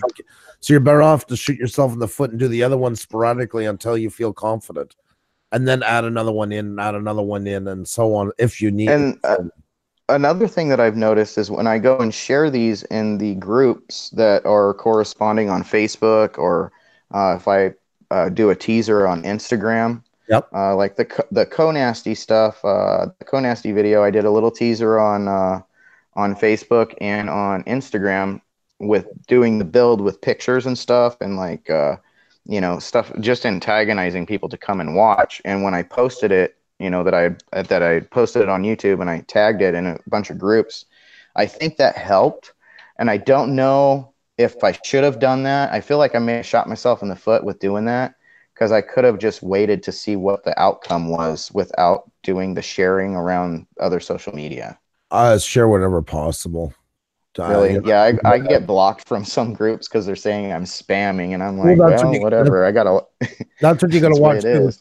and that's the problem. With, like, it's got to be controlled, because a lot of them are very tight on that. So yeah, that's an unfortunate part of it. Yep. Well, let's Yep. see. And I make sure that I'm like either a rising star tag like on YouTube in those groups, or a visual storyteller or something along those lines. So like they've got me in that little niche where I can keep putting videos up because it has to do with their gear that they're selling, like, and I'm using it. Well, you see And, your video tags are you really don't, you need to fill up all 500 characters, and you got to have them the Do I? majority. Yeah, so say like I don't know, I'm just taking a rough number, but say like 350 or so minimum should be like the same ones that you use all the time, and then the other ones Okay. coming into the subject that you're doing. You know, once you have good video tags, you can run with them because you can actually use the same tags for all of them and maybe just update one or two because you're doing pretty much the same thing all the time. You know, you have a consistent channel on a theme. You know, so you can get away with that and build up. Also, your channel tags, you only have one, and that's not. So you want your channel tag to be in there, and you also want your about section to have those phrases into it.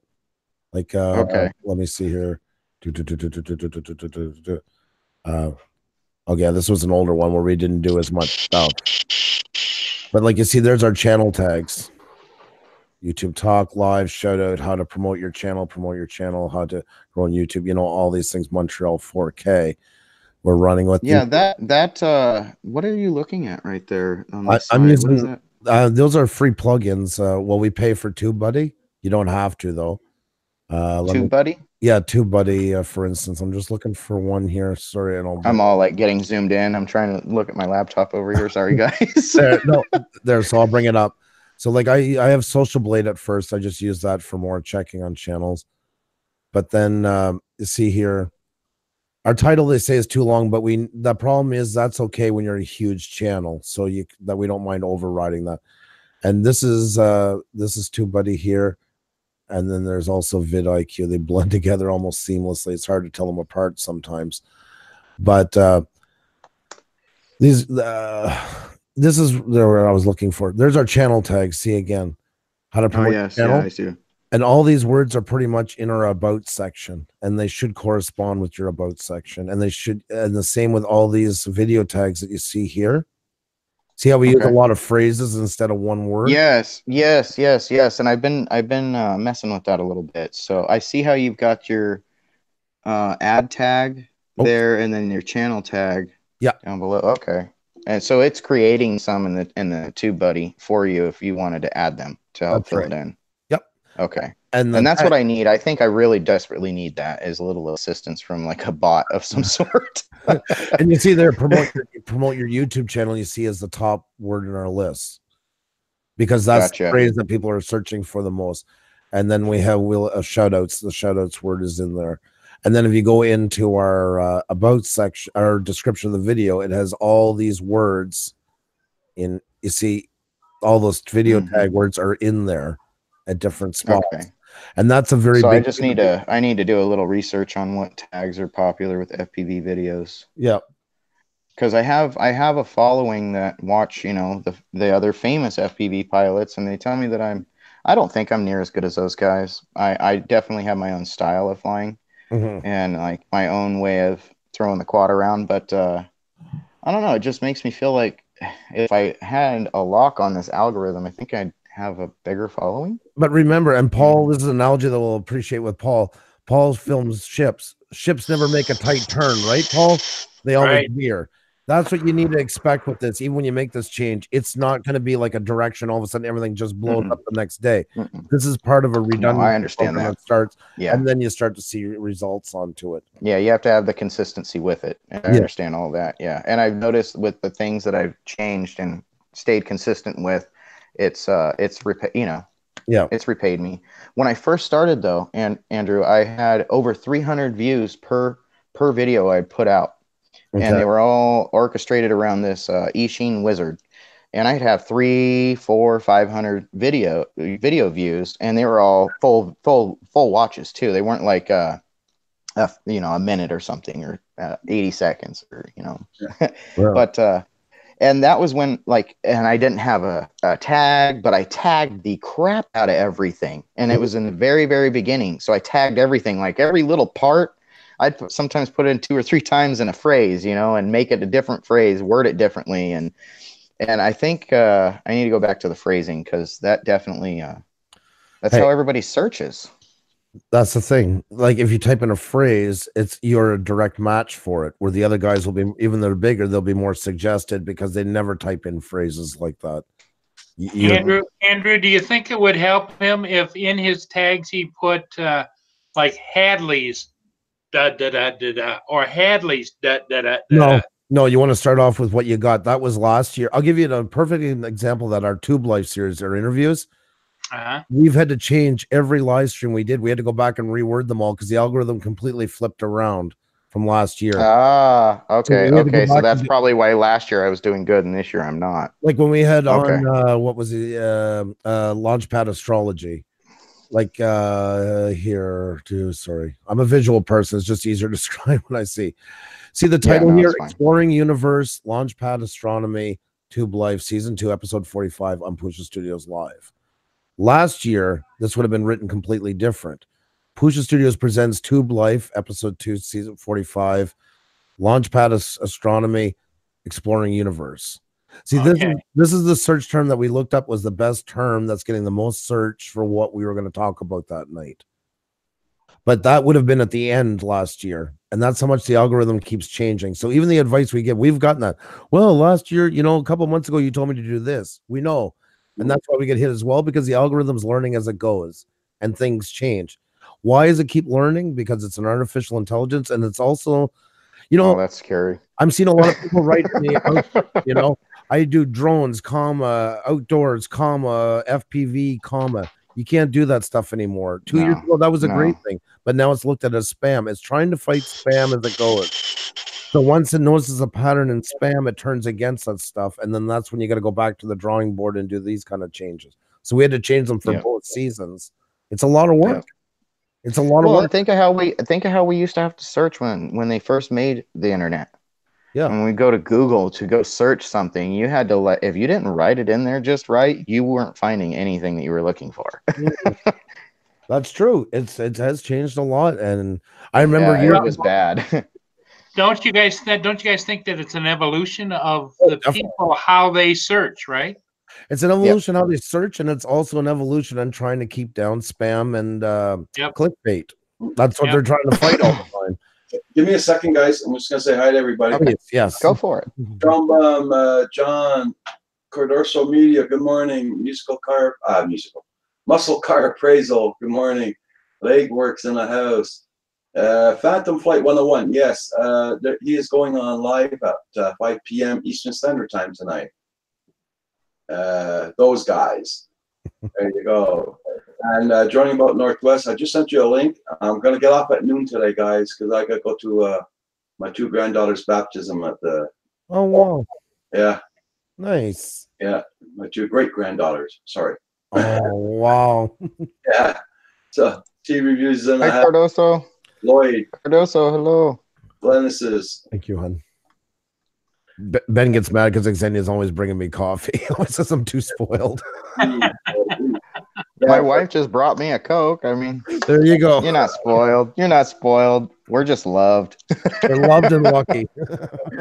Yes, that's the other part. Don't forget the lucky part. That's what keeps us getting spoiled, is by throwing the lucky part in. Yep. Glennis, how's it going? They decided to do on St. Patrick's Day to get him baptized. Yeah. It's great to see all you guys, by the way. Sorry we've been chatting away so much, but it's awesome to see each and every one of you in here. It has. It is. Hey, what's going on, buddy? That's why I got no on today.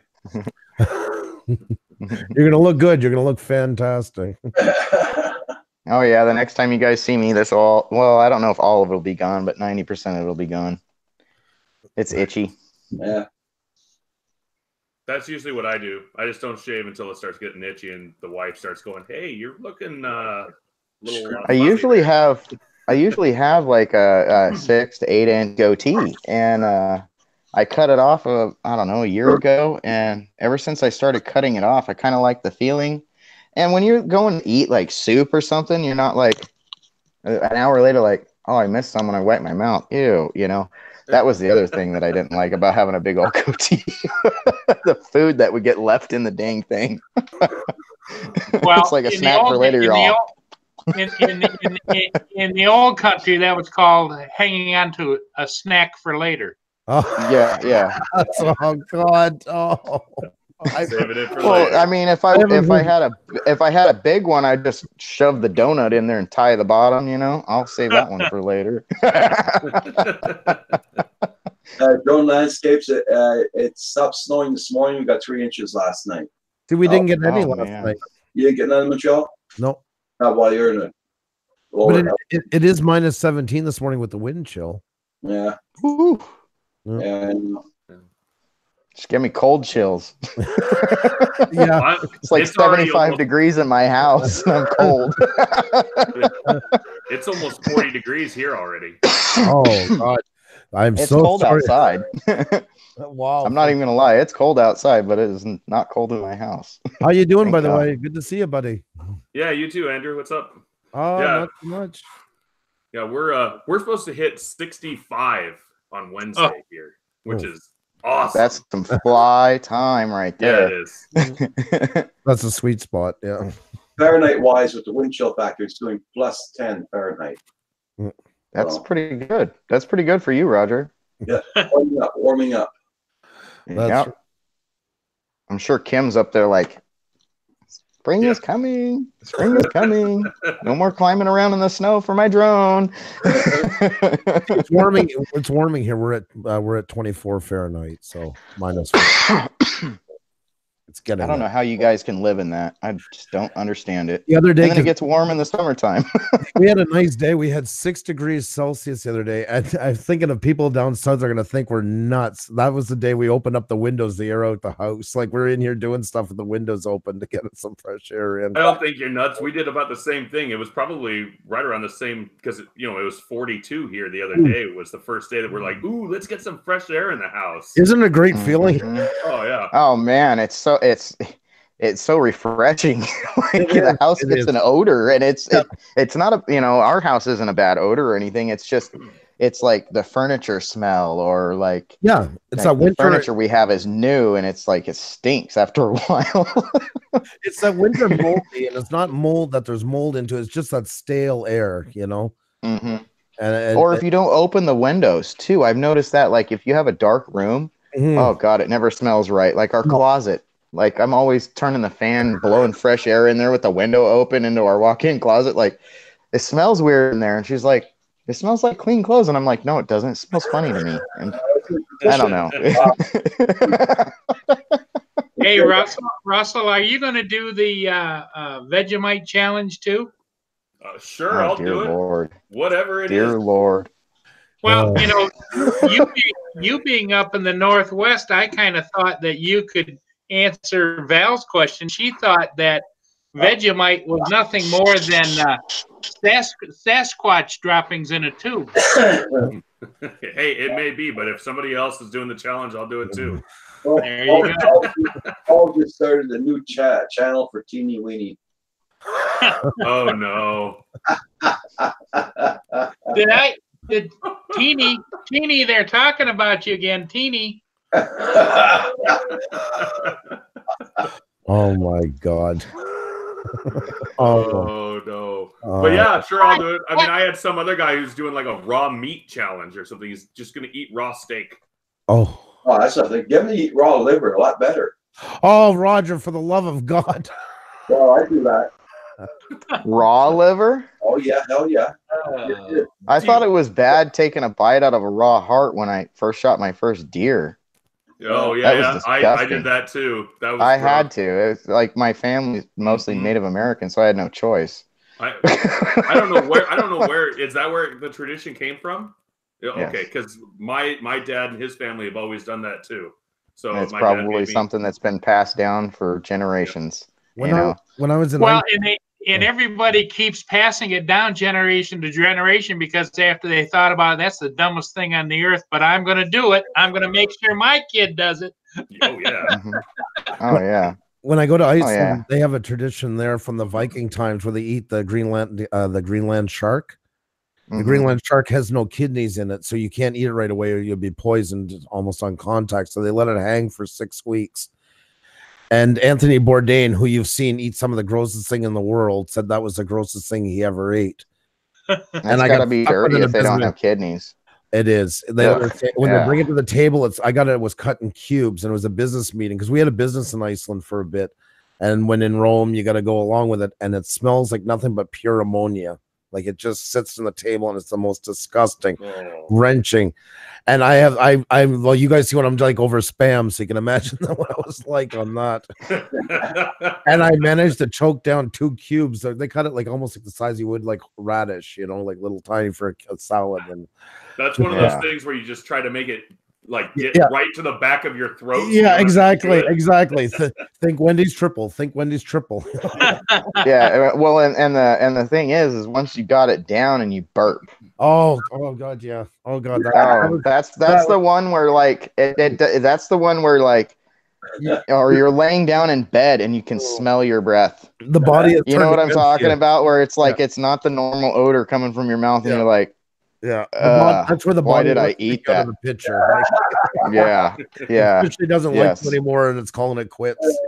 But eating raw liver, Roger, that's asking for trouble. Yeah, do you sit there and talk to Clarice as you're doing it, or I know, like anyone that has ever ate liver, like I had liver when I was a kid, and it always tasted dirty, like just nasty meat. It never tasted right to me. Guys, I'm sorry. I got somebody. I gotta let you go. I gotta take off. So sorry. No, it's not this one. You'd be surprised this time, but I actually really do have somebody I talked to this morning, and I forgot. So Andrew, it's always a pleasure, Andrew. You guys too. I always love hanging out with you. This is one of my favorite spots. Take care, Andrew. Thanks for checking my channel. Oh, it was my pleasure. You know what? This place reminds me of a small pub. This is where I like to go and hang out. Hang out with friends. Yep. That's right. I do. Yeah. It's the Canadian hole in the wall. That's the Canadian speakeasy. Yeah, right. I was just gonna say that. Have a great day, everybody in the panel, everybody in the chat, and long to you all. Bye, Andrew. Teeny says goodbye too.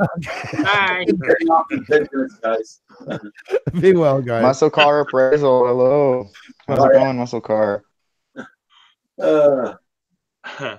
Yeah, explicit. I don't hunt anymore, man. Like I don't do that stuff anymore. Well, yeah, you do. You hunt good places to fly. There's nothing wrong with that. That's it. That's all I hunt anymore. Or I hunt targets when I go shooting. That's about it. That's all I hunt. I still gotta keep the I guess the muscle memory live. Yeah. Russell, you're a hunter, right? Oh yeah. I mean, but I'm a hunter for the right reasons. I mean, there's those people who just hunt and all they want is the antlers, and they're like, I can't eat the meat. Like I don't do that. Yeah, no. I hunt something I'm eating. Hunt for game. Yeah. Yeah, I don't hunt anymore because my wife's allergic to any gamey meat of any kind. Oh, so really? Yeah. No point in hunting anymore. Yeah. No. Yeah, no. Can't enjoy it. I get a deer every year. Almost. Actually, this last year I only got to hunt like 2 days because of my son was at that age where I don't get to leave the house. But I usually get a deer every year, and I've gotten an elk a couple times is all. But those things are hard to get, especially when you bow hunt. I mean, bow hunting that's what I do. That's dangerous. That's dangerous hunting elk with bow, man. That's not safe. Well, I carry a pistol with me also, just in case things get wild or whatever. But also because there's grizzly, there's black bear, there's cougars. Oh, I know. Yep. I understand. Now, I used to hunt every year, and we'd go to the res and hunt, and if it was off season or whatever, we'd hunt on the res and stuff like that. So like there was times where like us kids were sent out to go hunting, and it was more of a goof off. We didn't hunt. Yeah. Like we just that was the time that we'd be left alone, so we'd bring alcohol with us or whatever else we could find to bring with us and be out for a week. On our way back, if one of the older kids wanted to get a deer and drag it, then he would, but most of the time we were just out farting around. Yeah, My craziest thing, Drone Trade on Me just said that they're not allowed to carry a sidearm when hunting in Massachusetts. That's crazy. That is really Well, crazy. well, and I don't know. There's a reason to that, you know. Yeah. Population control. Give the animals a fair fight, liberals or whatever it is. yeah, but I think like the thing is you got to have like if you're out in the woods, you got to have your own. You got to have self-protection and pulling an arrow and I mean I don't sit there and have an arrow knocked the whole time I'm hunting. No, your fingers will get tired. Well, I mean, you don't sit there and pull back either, but no, you don't have an arrow knocked the whole time you're hunting. I mean, that thing has got 4 razor blades on it. If you're walking and you get it caught on something or whatever, so you keep that thing in the quiver until you're about ready to shoot. And then when you have an animal coming in, that's when you slowly get your quiver, put it in there, and then you slowly pull back. And sometimes on one of my deer that I got with my bow, I literally sat like this with it at full draw for about 2 minutes. And my arms were just like it's just started getting bad. But you can't sit there and draw. So if you have a wild animal coming up on you, you know, that pistol is where you know, but you can't sit there and be like, hold on, bear. Typically, you probably don't even have to shoot them. All just cracking it, shooting it at the ground once will be enough. Russell, don't shoot it up in the air. Shoot it at the ground. Is it legal, Russell, for you to hunt with a crossbow? No. Not unless you're disabled. If Handicap, you're disabled, right? you can. Yeah. Handicap, yeah. Okay. I mean, I can hunt with a crossbow during rifle season if I want. That's totally legal.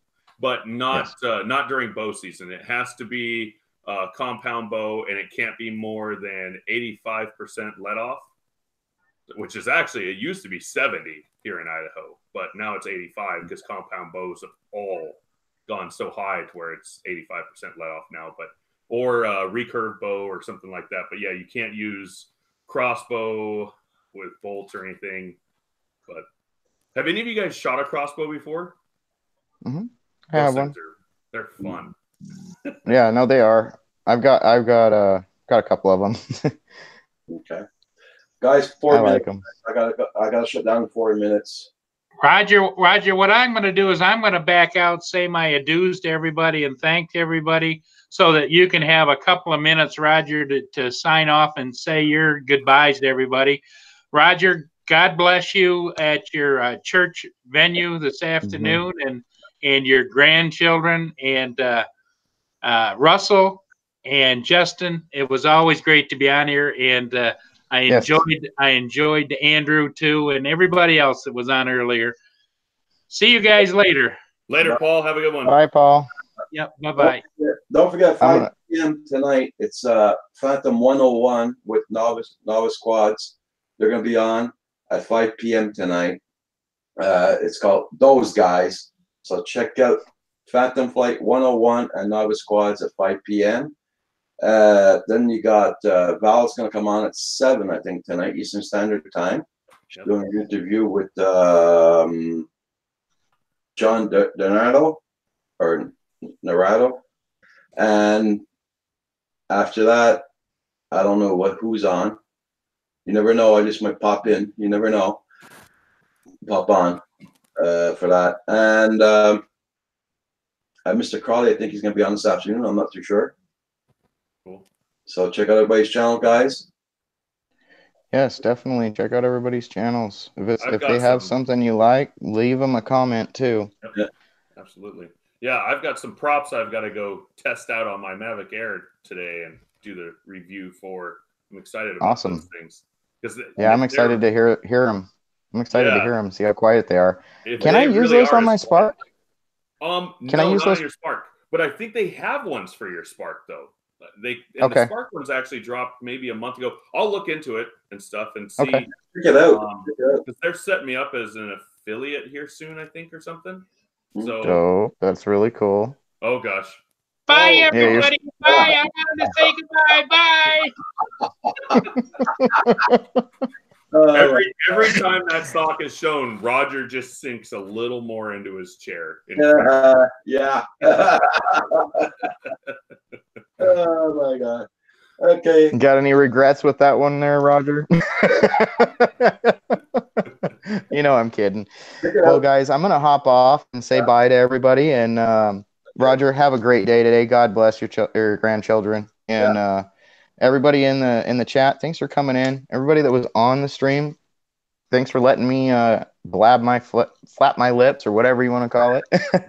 And above always, guys, always get out there and have fun if you can, in any way that you love to have fun, and be safe and don't break the law. I'll see you guys later. Thank you for Bye. coming. Bye. Yeah, so Russell, yeah, check out for those spark blades, see if they got them. I will. I'll look them up here right after I get off the stream here and see if they have them, and let you know. I know they have them for. I mean, I think the Air is the last one they made them for. Okay. But good. From what their channel shows, these blades quiet down the Mavic Air a lot. Okay. So I'm really excited, and they look really, really crazy. I don't know if I have them right next to me, but I mean they're all bent and all. They got all. I mean they look like a stealth fighter compared to the regular props. So okay, Russell, I'll let you go. Okay, everybody, you take care. Everybody in the chat, thank you so much for coming in and hitting that like button. Yep. So have a good one, everybody. We'll talk to you later. Okay. Bye, Roger. Don't forget, everybody, 5 p.m. Those guys, Phantom Flight 101 with Novice Squads. So check out their channel, guys. They do good live streams also. And then 7 p.m. Eastern Standard Time, it's Val. Val's Life. Okay, everybody. Yeah, I'll tell Roxy bye too. Yeah. I will, Drone Landscape. Okay, take care.